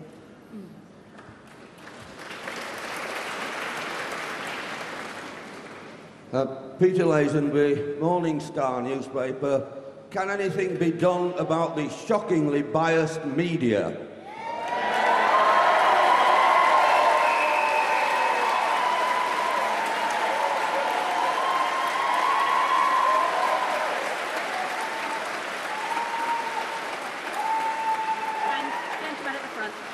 Hi, Jeremy. One of the problems people face in society, I think, is economic isolation. You see the number of high street banks that are closing down. You think it'd be a good idea if there was a network of banks on the high street, maybe utilising post offices to provide a bank for the people? Thank you very much, Scarlett, thanks very much for your question. We don't want to close schools. Indeed, we want to see there is proper investment in schools all across the country. And under Labour, head teachers won't be asked to take collections at the school gate in order to pay for teachers' salaries and teaching assistants' salaries. We will ensure there is decent and fair funding of all schools across Britain, not what is happening now, which is funding per pupil is being cut in the vast majority of schools, and the schools are paying the price for that, with oversized and supersized classes, overstretched teachers, and an insufficiency of teaching assistants and so many other staff within the school. We will ensure our schools are properly funded. Secondly, where there are schools that are failing, then I believe, and I'm sure Angela would agree with me on this, there has to be an effective and strong local education authority that can step in to make sure that the schools are properly funded. Because we are not convinced of the idea that every school should be accountable only to the Department of Education. We want a much stronger local community and family of schools and education, so we would want to bring free schools and academies within that family of local education in a mutually supportive environment.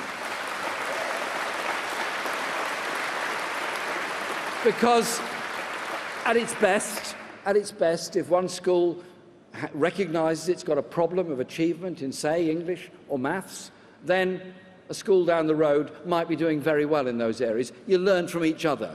But if you create competition between schools all the time, you reduce the ability to learn from each other. Our children need to grow up knowing that the whole community is working for them. To quote the African proverb, it takes a village to bring up a child, not just the parents immediately with them.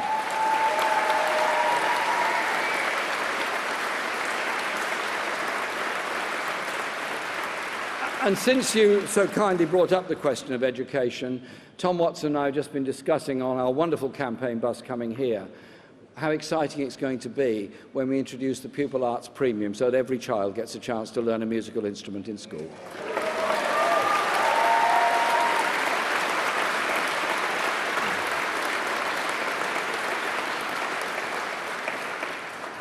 Peter, thanks very much for your question. You've noticed that some of the media are slightly biased against the Labour Party. This is sometimes said to be the case. Listen, we're very serious about ensuring there is freedom of information and a right to know in society. It was, after all, Labour who introduced the Freedom of Information Act. We also recognise that in many societies around the world, very brave journalists lose their lives or are assassinated because they've uncovered the truth about brutal regimes and abuses of human rights. Journalists and journalism and free press are intrinsic to a democracy and a free society. I fully understand that.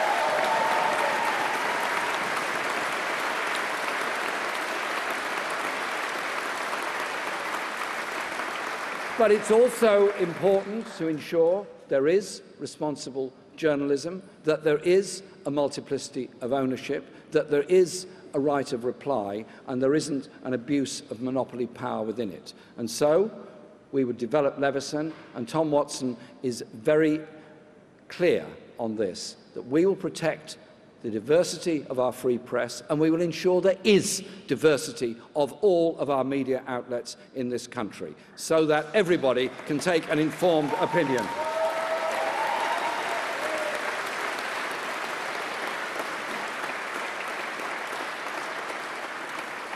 And the point that Tony Cairns raised at the end about economic isolation, John McDonnell has put forward a very clear view that a high street bank is actually something that's quite important. It's part of our community.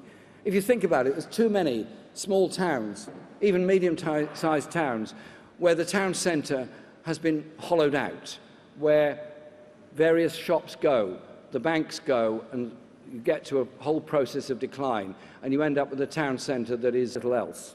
It's quite complicated, but with intelligent planning and good support, you can end up with a much more vibrant and effective town centres all across the country.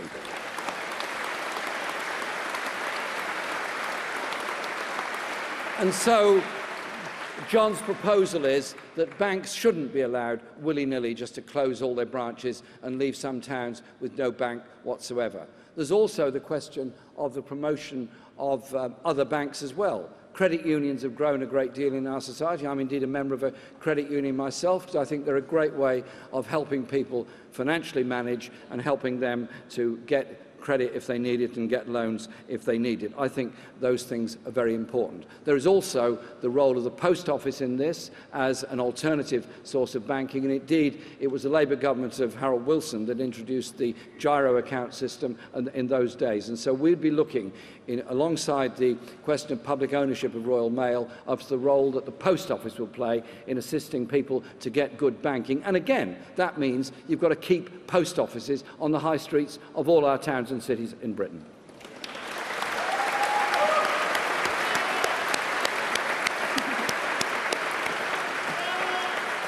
Thank you. The next three, I am just going to go to journalists to prove how unbiased they are. So I've got Robert, I've got Sky, I've got Jack. Sorry, I'm going for Jack instead. Who's first? Robert's first, please. Robert. Hello. Hi, Robert. A couple of things. Most forecasters say that the main reason why the living standards of those on lower pay is set to fall over the next few years is because of the freeze on benefits. And I'm struck that you haven't promised to end the benefits freeze. Why didn't you choose to do that in your programme? And secondly, you've set out plans to spend about £50 billion a year more and tax companies and the rich by around £50 billion a year more. You've also got an ambitious programme of investment and an extension of public ownership to energy, the Royal Mail, water. How much do you intend to borrow additionally every year. Thank you. Yes, Faisal Islam, Sky News. Mr. Corbyn. Oh, hi. Hi, so you've described the manifesto as radical. The Independent Institute of Fiscal Studies has said that this is the biggest involvement of a government in the state since the 1970s. At the last election just 2 years ago, 2 million more voters felt that the Labour Party was too radical and insufficiently irresponsible. Why, outside of this hall, and the swing voters who will determine the election, why should they trust you to set their water rates, their gas bills and their train fares? Thank you. And Jack. Thank you. Jack Blanchard from the Mirror. Mr. Corbyn, when the manifesto leaked last week, a lot of these policies we put to an opinion poll, and they proved to be wildly popular. A vast majority of them people really, really like, but what they didn't like was you as leader. Why do you think that is?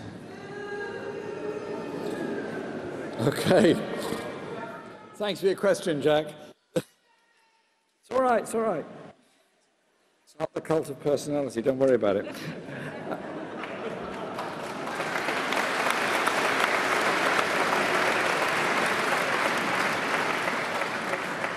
Robert, thanks very much for your question.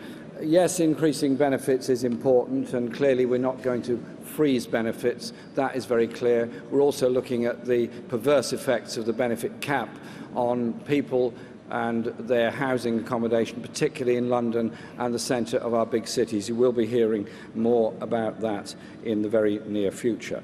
Secondly, on borrowing and investment, I've made it very clear that this government has borrowed because it hasn't invested, and it's borrowed more and more because it's invested less and less. And we end up with a process of almost managed economic decline relative to what we could achieve as a result of that. And so we're going to make it very, very clear that this will be a government that invests for the future in all parts of the country, because we have a grossly imbalanced process where the vast majority of transport infrastructure investment goes to London and the South East. And so one of our key commitments is a crossrail for the north, from Manchester across to Newcastle.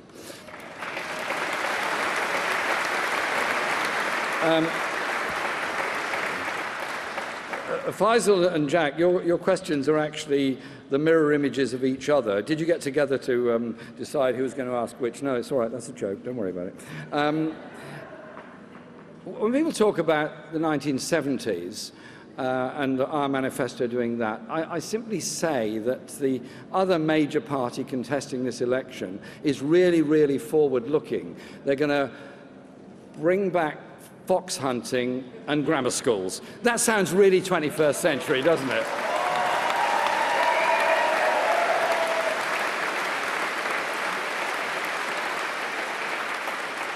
And so, yes, I've made it very clear, and John McDonnell will set out this in great detail tomorrow. Every one of our commitments is costed and funded.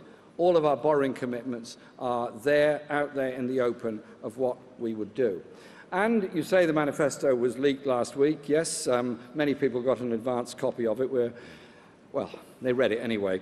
The opinion polls that have tested the policies individually have found them all to be very, very popular indeed. I just say this. I am very, very proud to lead this party. I was elected by a very large number of members and supporters, ordinary people all over this country, in trade unions, Labour supporters, Labour Party members. And I'm very proud that we have a party that is diverse, that is inclusive, that is pluralistic. And this manifesto is a product of that process. I see leadership as not dictating, but leadership is also about listening. Listening to what people say, understanding the stress, the pressures and the tensions in their lives, and ensuring that our party's policies, our government's approach to things reflects the reality of people's lives. I'm very proud to represent an inner-city community in London, and I love the community and I listen very carefully to what they all say, as I do on all the travelling around the country. The function of leadership is to understand the stresses that people face in their daily lives, the frustrations, the thwarted ambition, the anger that they face, and try to produce policies that make that different. Being strong and standing up doesn't necessarily mean shouting, dictating, and instructing. It's how you put your case.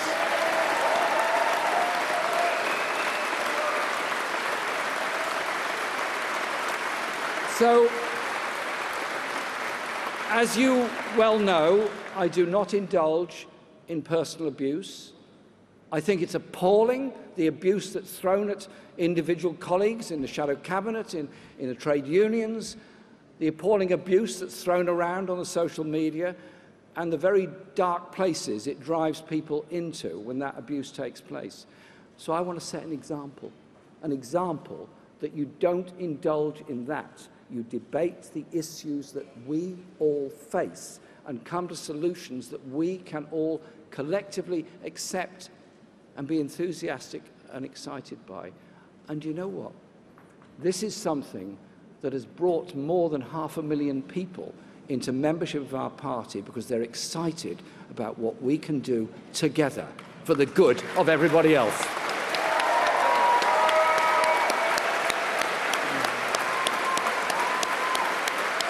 And that concludes Jeremy Corbyn's launch of the Labour Manifesto. I'll check with Theo Osherwood shortly. I don't think there were any massively unexpected surprises, as he rather winningly referred to himself. That manifesto leak ensured that some of the key headlines had already been written. The tax stuff is slightly different from what was expected. The 50%, the 50 pence in the pound rate will come down to...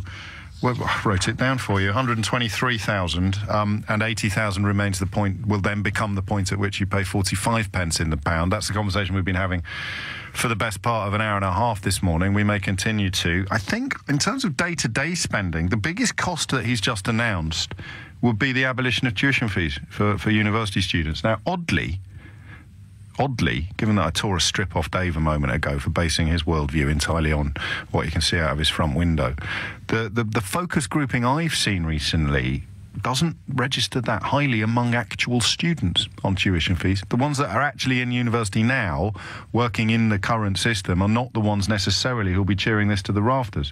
So who will be? Arguably, it's the kids who wished they could have gone to university but got put off by tuition fees. We might have a look at that between now and the end of the programme. I don't think we'll talk about anything else. I think we'll just focus on the Labour Manifesto and the suspicion in some quarters that Jeremy Corbyn just unveiled quite a powerful and indeed even potentially attractive raft of policies, but people won't be voting for that come next month. They'll be voting instead for the kind of competence and reputation of the driver, not the contents of the bus. But we'll hear from Theo Usherwood first after this.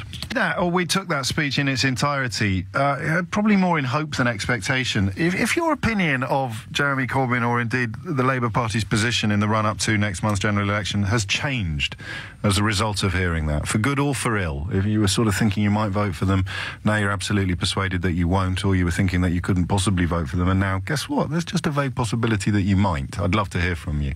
I'm no way monstering people who have unchangeable minds. Usually I will monster you. I don't think, as I've said many times in the past, there's no point having a mind if you never change it. But on this particular occasion, I do want to try to confine the conversation to people whose position may just have shifted a bit. I don't know if that'll work, okay? But we'll find out now. So I'm going to open up the phone lines. 0345 6060 973 is the number you need. I would have thought that in a slightly different universe where leftish politics received perhaps even 30% of media support across the newspapers who set the conversational agenda, that would be quite a powerful intervention from Jeremy Corbyn. But we don't. We live in a country where leftish positions enjoy about, well, just under 10% of newspaper support. So the Daily Mail will be pointing out that we don't have a money tree, or that we can't afford to do all of these things. A newspaper edited by a man with his own grouse moor will be explaining why we can't afford not to stop cutting disability benefits and things like that. But if you can step out of that, I would love to hear from you. I really would, OK? The phone lines are open. 0345 6060 973.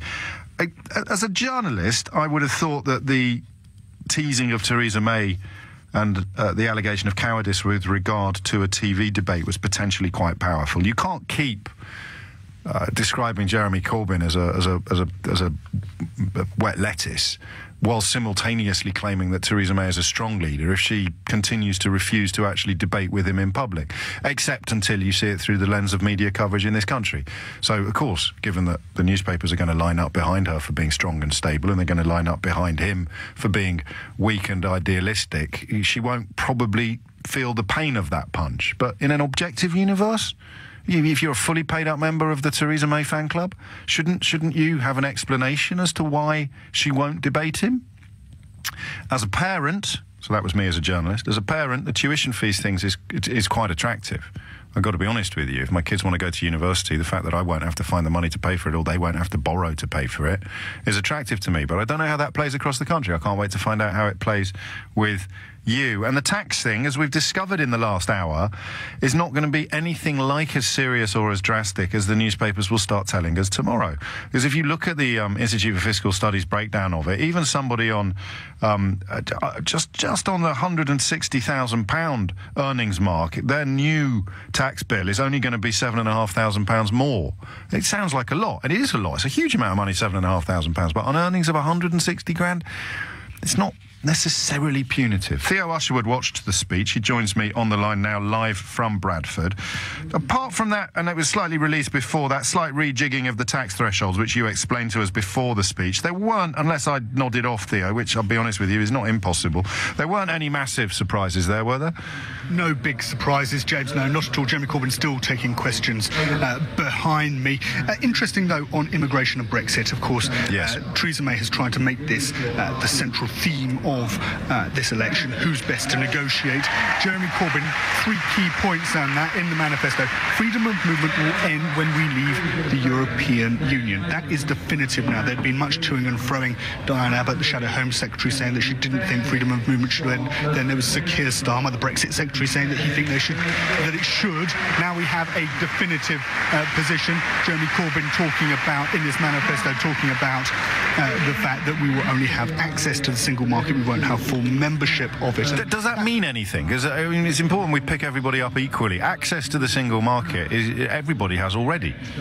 Yes, that's true. But I think the reason I make the point and the reason I pick it out is, of course, there are many Labour moderates, pro-Europeans within the parliamentary party at least, who are saying, well, hang on a moment, we should, for the benefit of Britain, stay within the single market and retain membership, and then be prepared to forsake stricter controls on immigration. Jeremy Corbyn now coming down definitively and saying that is, in this manifesto, not Labour's position going into this general election, and it will cause consternation amongst many Labour MPs. At least he has got, James, his own way on this one. We presume that he leaked this manifesto for Friday's newspapers, knowing that it had to go into a committee of around 80 or so members of the Parliamentary Party and trade unions, members of the National Executive Committee, and he seems to have got everything that he asked for. Particularly interesting, I thought, was his measures on workers' rights. We had Theresa May's yesterday, Jeremy Corbyn radical on this, a ban on 0 hours contracts, repeal of the Trade Union Act, and a rollout of sectoral collective bargaining. I'm not old enough, but those old enough to live in the 1970s will remember that is very much a return to the old ways, or can be perceived as a return to the old ways, and of course 4 new public holidays. Those were Jeremy Corbyn's populist, if you like, with a small p, policies going into this, and he seems to have won on every count. Contrast that, of course, to Theresa May yesterday when she's talking about bereavement leave for parents with children and those for Mental Health Act for those with mental health problems to be treated the same as those with disabilities under the Equalities Act. That's where the dividing line is there. Jeremy Corbyn much more radical than the Prime Minister on this one, and as I say, he seems to have got his way. This is the most left-wing, radical Labour manifesto since, 1983. Any mileage in the live debate line? It should be a powerful line for Corbyn, because he's the one that's portrayed as weak and ineffectual. Theresa May trying to portray herself as strong and stable, and yet, as he keeps reminding people in that speech, she's the one that's ducking the debate. Does that matter? Your analysis was exactly spot on, James, in my opinion. First time for everything, Theo. But it comes down to how it's portrayed in the media. Jeremy Corbyn, very open, very trying to instigate, I guess, if you like, the kind of politics. Here are my policies. Let's get up on a platform on national television in front of millions of people up and down the country, sitting down to their tea, supper on any given weekday evening, and debate our policies and thrash it out. And that's Theresa May, of course, doesn't want that to happen. And we saw what happened when she came across a real live voter yesterday, and she ended up in a rather uncomfortable situation with a lady who had learning disabilities. So how it's portrayed is going to be very different to the reality, and something I'll make a quick prediction. The Daily Mail, the Daily Telegraph, and the Daily Express and the Sun will probably not mention it at all. What is true, and I think the way that comes out on the doorstep, and what I found when I was out at Bradford Station first thing this morning interviewing people, is they actually quite like the policies. You talk about the policies, scrapping tuition fees, we like that. So what about Jeremy Corbyn? No, not so sure. I think he's a bit weak, or he doesn't stand up for Britain. So you end up in a situation where you're splitting the policies versus the leader. Now, in an odd kind of way, that sort of helps Jeremy Corbyn's supporters and those around him, his inner circle, because when we get to June the 9th, that narrative, if it continues, will be played out. We'll say, well, the messenger was wrong, Jeremy Corbyn wasn't the right person, but we can't have a return to new Labour policies. We have to find somebody else who's better placed, who's more media-friendly, or is more polished on the television to carry that message. Or a better orator, is what you mean, really? Well, also somebody perhaps who doesn't necessarily have the baggage, especially on issues around foreign policy, what Jeremy Corbyn has said. And the IRA. NATO and the IRA. Now, of course, there will be those who say, well, actually, that hasn't been a fair portrayal of Jeremy Corbyn, but nevertheless, that baggage is there. And everybody has got that filed away in the back of their mind, and yet when it's sort of Defence Secretary, Conservative Defence Secretary like Michael Fallon, the news that was reiterated on Sunday morning that he went to a celebration party after Assad's last election, quotes, victory, end quotes, that's not programmed into the British public, and we're back to the newspapers and the power that is wielded by one or two extremely powerful, extremely rich men in this country. They're the men with the grouse-moors who think that we're the elite. It's 1 minute after 12. Magic money tree is probably the knee-jerk response to a lot of what Jeremy Corbyn said. As you know, on this programme, we routinely congratulate ourselves for avoiding the knee-jerks, even as the world is increasingly run by the most jerky knee-jerks of all. And that's what I'm interested in today. Have you shifted at all? Have the points on your compass moved? Have you decided, actually, that speech, that's the final nail in the coffin of Corbyn as far as you're concerned? You've been hanging on and hoping that he might provide a viable alternative on voting day, but that speech has absolutely closed that door to you. Or, by contrast, are you perhaps thinking, do you know what? Maybe if I can just shut out the white noise of Daily Mail, Sun, Daily Express, Daily Telegraph, most of LBC, maybe if I can just shut out the white noise that is essentially encouraging me constantly to blame all the wrong people for all the country's problems, maybe Jeremy Corbyn does provide something of an answer. I don't know. 0345 6060973. I'll hit the phone straight away, and then I'll try and play in as many texts and emails as I can as well. 12:06 is the time. Angus is in Southampton. Angus, what would you like to say? Hello, James. Hello. Yeah, first-time caller here. Very welcome. Yeah, I mean, I've been a Tory voter my whole life. I'm 45 years old. Snap. On the age bit. I must be. And I knew the speech was coming up, and I thought, well, I'll listen to it. You know, I'll give the guy a chance, because, to be honest, I'm fed up with the media, keep running everyone down, especially in the Labour Party. It's not really fair. So I've heard the speech, and with my current circumstances, it's sort of ringing bells to me. My children are 15 years old. They're approaching college now, but obviously with a 5-year term, that would run into their decision to go to university. And I don't want them saddled with what could be £40,000-50,000 of the debt. My wife works in the NHS. She's in administration. She earns well below £10 an hour. So, you know, some of the things he's saying are attractive to me. And I think it's worth consideration. And those are sort of headline figures, aren't they? Rise in national living wage and an abolition of tuition fees, and the fear will be when you open up your newspaper in the morning that he needs to explain in considerable detail how it will all be costed and funded. He probably needs to explain it in rather more detail than the other lot do, because of the nature of the media that you've just described and the way that it is set up. Why then a Tory voter all your life? Because I think it's a family thing, to be honest. Fair play. I hate to seem as if I don't open my eyes and look at what's on offer, but my dad always said to me, son, you should vote Tory. My previous employers have said to me, you should vote Tory, because I worked for them in their own business and things like that. But as I'm getting older, I'm finding that, the chances to me to succeed as an entrepreneur, as it were, are less. So I'm looking at the future, and maybe Labour offers something that the Tories don't in welfare. I hate to say it, because I've never had a day off from work. I've never been out of work, sorry. Yes. Labour seem to care more. And it's not just the out of work, as we know, under Gordon Brown, who you never voted for, things went in the opposite direction, and these tax credits that he introduced allowed inadequate wages to be topped up essentially by the Treasury, while the massive employers were still posting debts, profits of hundreds of millions of pounds. Angus, don't ever say that. I mean, that was the definition of how democracy should function. You've listened to what the fellows had to say and adjusted your position accordingly, but not definitively. Do I go with the hard line, Theresa May, with the Brexit, or do I think about the country as a whole for everybody? Everybody that needs something from the country, and look at Labour. I mean, it's a very difficult decision to make now, whereas before it was quite a clear decision. Well, don't forget we've got the Tory manifesto still to come, so we shall see whether or not she addresses any of the points that you make or any of the questions that you raise. But this is why, not confining the conversation to people like Angus, but if you have felt your needle nudge a little bit, it's just more interesting for the rest of us to listen to, isn't it? Rather than having all of your preconceptions confirmed completely by that speech. Yes, it's proof that he is the Messiah, or equally, it's proof that he's a very naughty boy. Angus, thank you, mate. Jim's in Farmers Green. Jim, what would you like to say? Hey, James, how you doing? You all right? Oh, good. James, I've got a lot to say, really. The previous caller really addressed a few things, but I want to make a couple of valid points, as telling your producer. Basically, I'm divided as well. 2 years ago, I voted Tory. Yeah. Because I believed in David Cameron. He was more a strong and stable leader, let's say. But this time, guess what? They used that line before. I'm choosing between a strong and stable leader, which has got nothing to offer me, or am I going to go with Labour, which I've got 3 kids.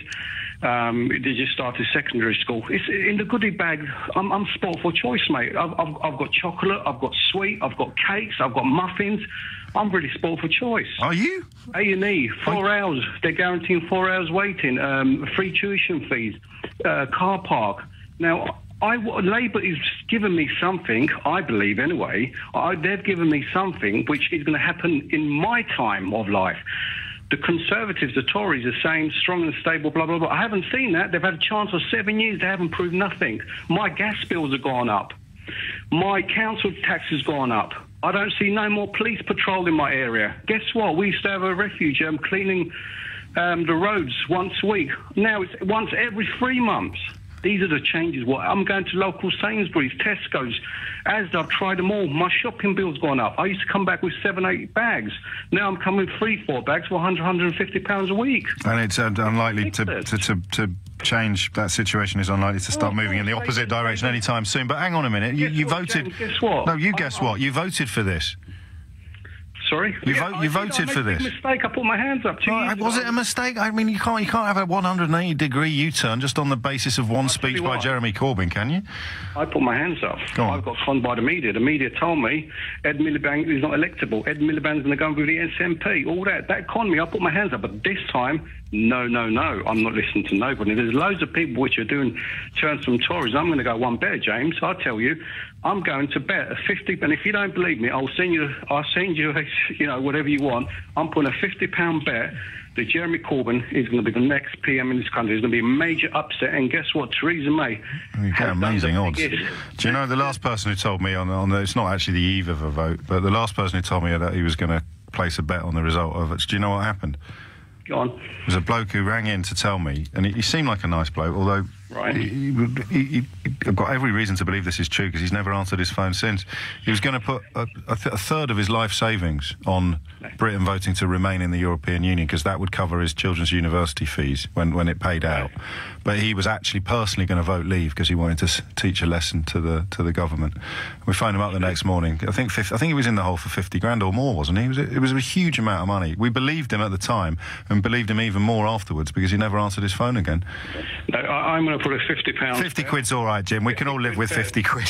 I believe it's going to be a major upset, honestly, major upset for the Tories, because there's nothing for the Tories are offering me. Like a normal family man with 3 kids, I'm seeing the brunt of it. I'm seeing, I'm earning £350, £400 a week. I'm struggling, mate. I'm really struggling. Where is the strong and stable leadership? Where is I don't know. I mean, that's 2 for 2 at the moment. So we need to hear from people who've heard that speech and seen it completely change their views in the opposite direction. But I muffins and all, Jim. Thank you for the call. 12:13 is the time. 03456060973 is the number that you need. Here is an example of what Jim was talking about with the media. Someone who describes himself as a Hackney-based DJ called Paul Ryman has tweeted to say, "Cue an hour of planted callers by @Mr James OB on LBC." So 21st century Britain, if you hear something that you don't like, it must be somehow fraudulent or fake. Their work is done. Planted positive calls, because that's what we're all about, fake optimism. Dan's in Epsom. Dan, what would you like to say? I'm not a plant. Are you a tree? Yeah. You would say that, wouldn't you? That proves it. It's catch-22. Go on, what do you want to say? Do you know what? What? It sounded fantastic, didn't it? It sounded it was all right. Great. I didn't go that far. It did, the actual policy sounded great, but I was sitting back. Do you know what it is for me? A lot of the time, whenever I listen to the different political slants, everyone wants to go to the tangent, and everyone wants to go to the end. So I look at it and I think, free school meals, and I think, why is everyone getting a free school meal? I can afford for my children to have a free school meal. Why don't we just get a free school meal for the people that can't afford it? Yeah. Then when it says free university fees for every child, they've already had 18 years worth of free education, right? Why is it not fair that some people contribute towards their children's education? I'd be quite happy to. But so you'd want means testing then for some of the things that he wants to be universal? Yeah, James, here's a radical idea. Why don't we look at the nation, look at the skills gaps, right? There's lots of people with good natural aptitude that could go into any genre, any area of work. Why don't we say, OK, midwives, we need midwives, we need people to repair cars. Why don't we make those courses much, much cheaper off? That's in the manifesto. Yeah, see, I think that's the idea, because there's lots of people, young people are very malleable, they can merge into different... But who's going to pay for that? And also, I mean, if you want to means test university, I want to means test your mechanic apprenticeships. Well, yeah, but you're... Make your mind up. Do you want universal access, or do you want means testing? You can't have both. Yeah, but I want universal access, but I want universal access in the skill areas that we require, not for anybody who wants to go and do criminology or psychology, we know what the problem is, James. It's just, I just think... I hear what you're saying, and I can nod along with most of it, but I worry slightly, and this will sound a little bit French, I suppose. I worry slightly about the inner life of the nation. If university is translated, or if higher education is translated solely into vocational training, as you're calling for, you realise that we lose so much of our culture if we stop properly respecting literature and art and all of the things that aren't necessarily going to be essayed into a profession or a job, but which I think we probably should be encouraging young people to study after the age of 18, for the good of the nation, for the cultural fabric of Britain. See, you can talk about cultural fabric without that sounding like a racist. It's easy. Yeah, but you'll still get your Tarquins of this world going through the history of art and things like that. Yeah, I don't, but that's the point about tuition fees, mate. So Tarquin can do history of art, but so can Waynetta. Yeah, but we need to make sure that when your boiler breaks down, there's a Gary at hand to come and fix it, and there's a Gary to come and fix it. Money you earn, I tell you, money you earn for some of those plumbing companies now. You'd be better off being a plumber than you would being a art historian. A lot better off. So I hear what you say. I worry if you got a little bit bogged down in your own preconceptions about class. It's 12:16. Cheers, Dan. The bit that probably won't get talked about much, because I don't think even the sort of usual suspects on Fleet Street are going to be able to argue that £330,000 isn't a lot of money. But there is finally something in this Labour manifesto that identifies people who get paid sums of money that are very hard to justify in companies where some people are going to be earning a tiny fraction of these sums. So if you earn above £330,000, then you're going to pay a 2.5% levy on that. So on the earnings above £330,000, but the company will pay it. So this is designed to discourage companies from making excessive pay. I don't know about this. It's actually genuinely quite left field, this. So I don't know what the ins and outs of it. I don't even know what the traditional knee-jerk response will be to it. Probably politics of envy, will it, or something, usually. 5%. So if you're earning over £500,000, there's going to be a 5% levy on it, which means if you earn 600 grand, there's going to be 5% on 100 grand and 2.5% on 170 grand. You can do the sums yourself. What do you think I am, your mum? Greg's in Barry. Greg, back to the speech, back to the shift on your dial. Your needle has been nudged. Why and where? Good morning, James. Or good afternoon, James. First time caller, and it's far more nerve-wracking than I imagined. Don't worry, Greg. It's only me. Quick thing as well. I must have said the wrong to producers. I'm actually from the South Wales Valleys. I'm in the Rhondda, Cumbertaff. Then I can't. Then I'm afraid that due to my quotas and my rigged calls, I can't talk to you. I need someone from specifically from Barry Island. Carry on, Greg. What do you want to say? But as you can imagine, I'm very much a Labour person. Most of my family is as well. But when Corbyn first came in, I was very much for Corbyn. But when he started appointing people like Seamus Milne and Diane Abbott, that switched me off him. But then because I was a Remain campaigner, I went around trying to campaign. That did not go too well, as you probably imagine. And you must have felt a little let down. But well, again, I don't want to put words in anybody's mouth. How did you feel about Jeremy Corbyn's conduct during the referendum campaign? It's too early to use the correct language, James, frankly. Okay, I don't need to put words in your mouth, but you've very, very diplomatically taken them out. Carry on. So after that, and the Lib Dems are promising XYZ, I started going towards the Lib Dems. But where I live, I like my local MP, and to be honest, Labour's always going to win in this area. But then when I saw May come in, I was like, I don't want this. I'm going to have to vote Labour. I have to bite my tongue, because there is a degree of separation between Welsh Labour. Yeah, I need a little bit of care and concern just on constituency-specific observations, because I'm governed by election rules. So leave the constituency-specifics out and talk to me about the national, if you can. Okay. It still holds, because you're talking about May and Corbyn, and you're not living in either of their constituencies, so that we can keep it like that. Okay. So I was listening to the Manifesto launch, and I quite like it. But there's a lot of stuff in there I like, but there's stuff in there that Labour activists and quite a lot of Labour people do like, but it doesn't really do much for their target audience, in my opinion, I don't think. You mean you'll struggle to take it out onto the doorstep, even though you might like it yourself? No, it's not that. I don't think it helps the people we want to help. Go on, what sort of stuff? Give me your examples. So the tuition fees, for example, scrapping them. If we take the example of Scotland, they've got no tuition fees for Scottish students, but they've got the widest separation between the poorest and the richest students, because when you completely get rid of tuition fees, you're not helping the poor, you're subsidising the richest students. Yeah, but this is a point made earlier by means testing, wasn't it?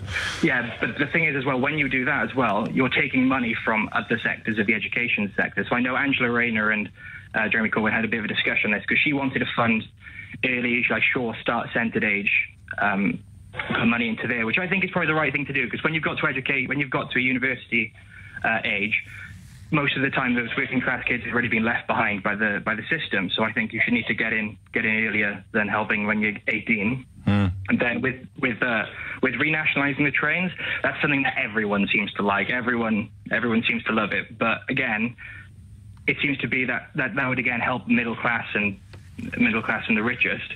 It seems to be, especially in my area, South Wales as well, nationalising the buses seems to be it would be a very helpful thing, because they're quite... Did he not mention that at all? Did he?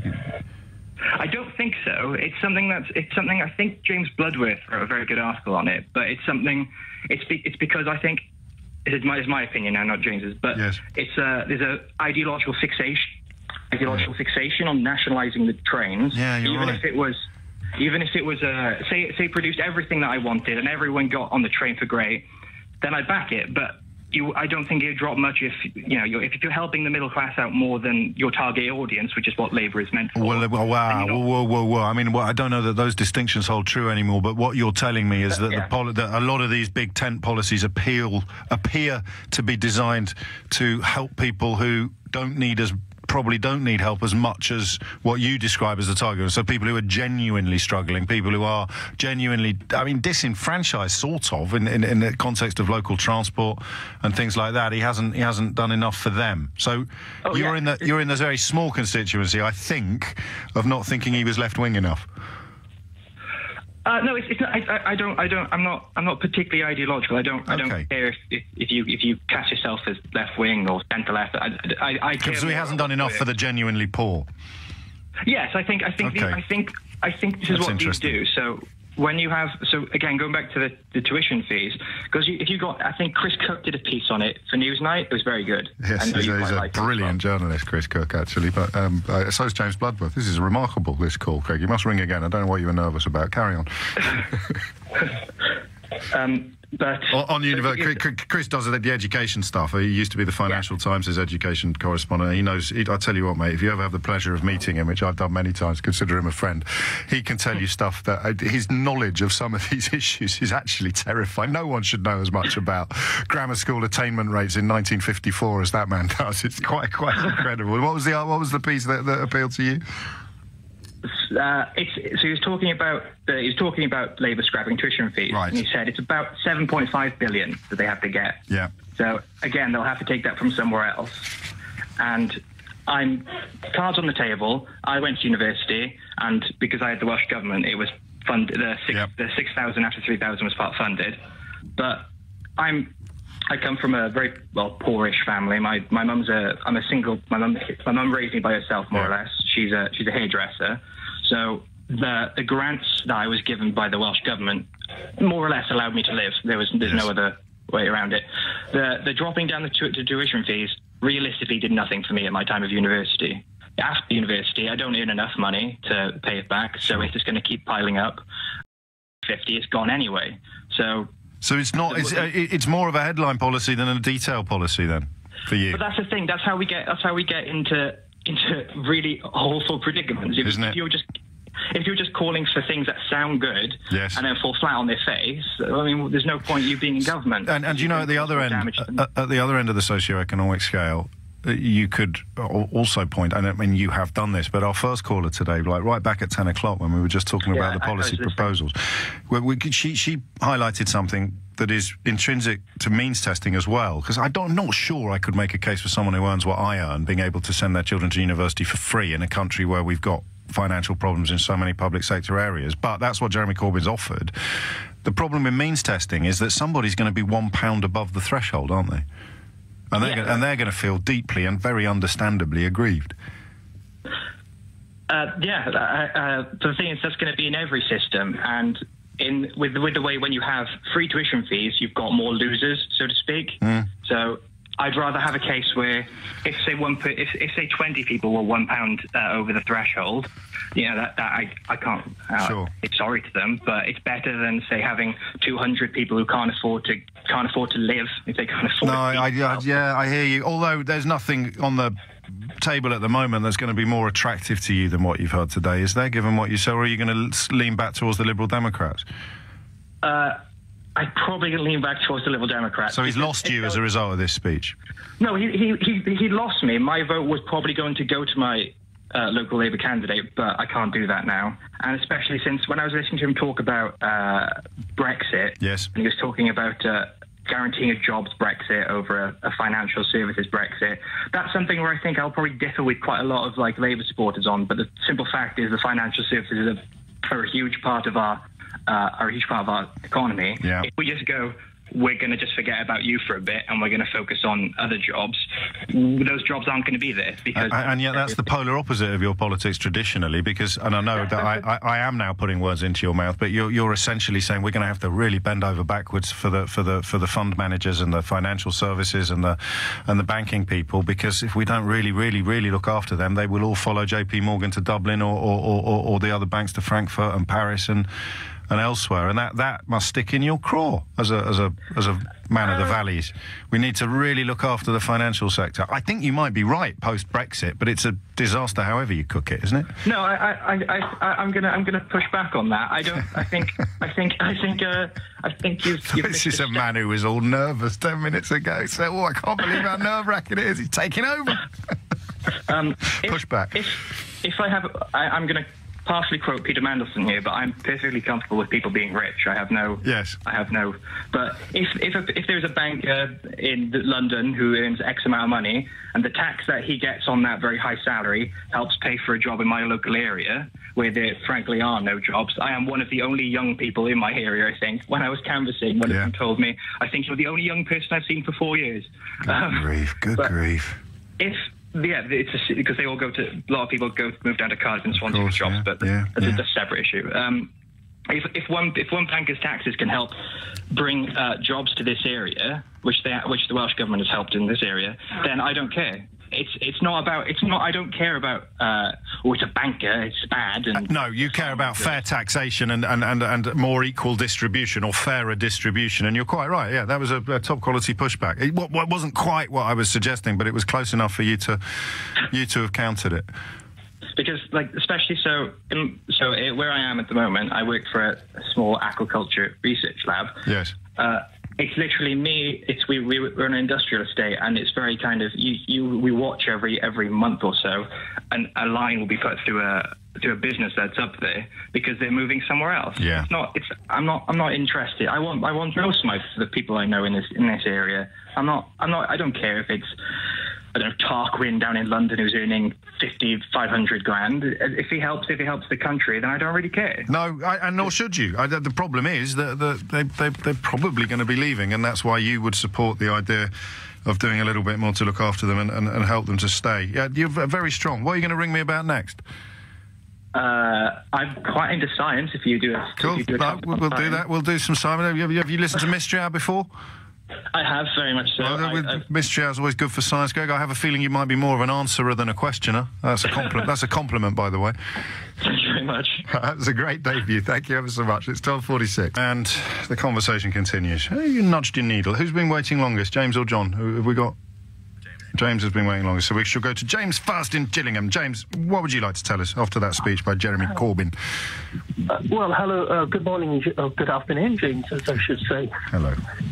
Yes, I'll come to the speech by Jeremy Corbyn in a minute, but I just want to tell you something. My late mother was served in the Second World War. She was in the Royal Air Force. She experienced the whole horror of that conflict, and she was actually wounded when the enemy blitzed the local town, and she was cut out, and she bore those wounds until she died. Now, in 1945, she voted for the Labour Party because she saw in Clement Attlee a man who could bring great change to this country. Yes. We were totally worn down by war and tired. Now, it could be that in Mr. Corbyn we have another man who, like Clement Attlee, could bring great change, because people are tired by war. It's a war not fought with weapons. It's a war against poverty. It's a war against hunger. It's a war against homelessness. You make a very powerful contribution, but I do need to cautiously suggest that your position has not been altered in any way by that speech. You were pretty much where you are now before he started speaking. Well, I've been critical at times, like a lot of people have, but I don't judge someone by what they've done in their past. I judge them by what they are today. Yes. Okay. So, we've all done things in our past which perhaps, with the benefit of hindsight, we say, wish we hadn't done that, or we wish we hadn't spoken to that person.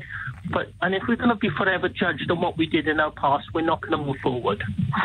Now, I just want to... No, but support for the IRA is a pretty big thing to... I don't think it was support for the IRA. Let's be honest about it, OK? Well, I am being, mate.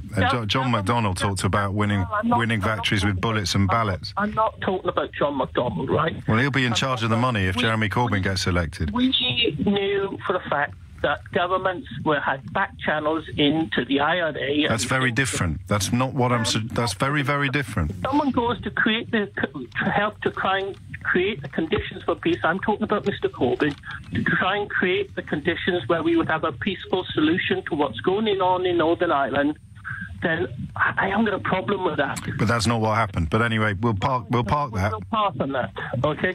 Now, when my father died last year, now I do a lot of work for a national charity, and I've spoken down in Parliament on issues of domestic abuse and child sexual abuse. Yes. My father died last year, and the first person to ask how I was from a political world was Mr. Corbyn.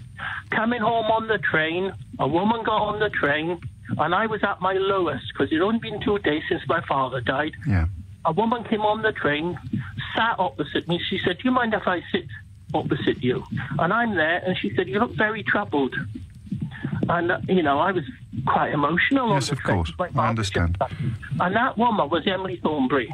And in that moment, when I was at my lowest, she picked me up by her kind words and everything like that. And that meant a lot to me at that time, and it still means a lot. And I completely understand why. I really do. And yet, it's not necessarily party political, James. There's plenty of people of very different politics to Emily Thornberry who would have behaved in just as charitable and kindly fashion as... Mr. Corbyn is a good man. He's a compassionate man, and he does care for people. Okay. And I've seen a lot of politicians who really don't care for people like me, people at the bottom of the pile. And that's powerful testimony indeed, and I thank you for it. And I've given you... I hope you feel plenty of time to tell the tale as well. I do have to put in place, though, the caveat that we are supposed to be talking about people whose needle shifted during that speech, whose needle moved as a result of what he said. John is in Deal. John, what would you like to say? Hello, James. Hello, John. Rather nervous talking to you. Don't be ridiculous. It's only me. Extremely pleased to be talking to you. Likewise. My needle has definitely shifted. Really? Yes, towards Jeremy Corbyn, the Labour Party. I think that the manifesto, I listened intently to his speech on LBC just a short while ago, and I feel that the policies are a refreshing look for the future, much better options than what the Conservatives are offering. We've had the Conservative Party. Everybody knows that the Conservatives are excellent at trimming fat in every possible direction. And I just feel that the Labour Party are offering a new horizon, especially for the younger folk. I'm a pensioner. I'm retired. And so you're casting a vote. It's easy to forget that people like you exist. More for the beneficial future of young people rather than for necessarily ring fencing your own interests. Yeah, no, definitely, James. I have a number of nieces and nephews. I would say that over 75 to 80% of them are in rented accommodation. Yeah. And they struggle. Believe me, they really struggle. I know, I do believe you. I speak to them. I speak to people like that every day. But in terms of what tickled your fancy, it'd be quite easy for me to fill in the gaps. In terms of where you derive the confidence that he and indeed the broader Labour Party can deliver these things that you quite like the look of, where are you getting that confidence from? Well, I'm gaining the confidence on the fact that, let's be honest, Jeremy Corbyn has had a pretty difficult time over past months. Yes, he has. Within his own party. Everybody's tried to put him down. Thank God he's got a wonderful young generation of voters. And I really do feel that this is going to make a marked difference on this forthcoming election. Well, I don't want to rain on your parade. There are two problems with that prediction. The first is that we've confined our conversation today to people who've actually heard the speech, which is going to be a relatively small constituency. And I've forgotten what the second one is, John, because I was too busy preparing a joke for you. What was the second one? The first one was the fact that most people haven't heard the speech. I can't remember. So I was just going to say, for you, Jeremy Corbyn is the Chumbawamba of British politics. He gets knocked down, but he gets up again. Yeah, I think that, and he delivered what I felt was a very confident speech. Yeah, okay. And I think that the policies are absolutely refreshing, and I do think that it's high time. I actually voted on both accounts for Tony Blair. Never again. I won't go on don't worry, I think they've taken that decision away from you. That was the destructive element. Okay. And so I didn't vote on the last election, and now I feel that definitely needle shifting back to the Labour. I'm a socialist by heart. Well, that's where I wondered about the old needle. I have to point this out. A couple of the callers have perhaps had their needles closer to him in the first place than they did afterwards. But John, you've clearly cut your cloth according to that speech. I've got 1 minute left, mate. That's why I just want to squeeze in one more. Matthew's in Kettering. Matthew, what do you want to say? Yeah, hi James. How you doing, fella? First time caller. Just a bit nervous. Very welcome. It's fun when one person does that. Everyone else feels they have to as well. You don't. Nothing to be nervous about. Carry on. Well, no, mate. I just thought I'd phone in. Basically, you know, I've always been brought up in a conservative household. I would say, to be fair, I'm probably a bit more on the right side than what I should be. But in all honesty, you know, I've listened to this. I've you know, every day I've picked up the newspaper and they're hitting him. They're hitting him, and everything they're taking the mickey out of the guy. Yeah. You know, I think he's got a few crazy ideas. But you know, there's certain things that he's making sense on. You know, he's certainly coming in with a few policies. You know, I certainly think about the state of the trade. So he's moved you today. He's got you from kind of sort of a general mild rejectionism into actually this fella might have something. Not enough yet to change your vote, but enough for you to listen. He has, and I think he's genuinely caring. I think his heart's in the right place. I'd say you've taken us up to the wire. Shall I read you what Desi has to say about your contribution to the programme, Matthew? She just tweeted 23 seconds ago. She said, "I love this caller." There you go. Oh, there we are. Didn't know that was going to happen when you got up this morning, did you? I look forward to your second call, and indeed all the debutantes today. I look forward to your continuing contributions to this programme, and indeed to Sheila Fogarty's, which is now.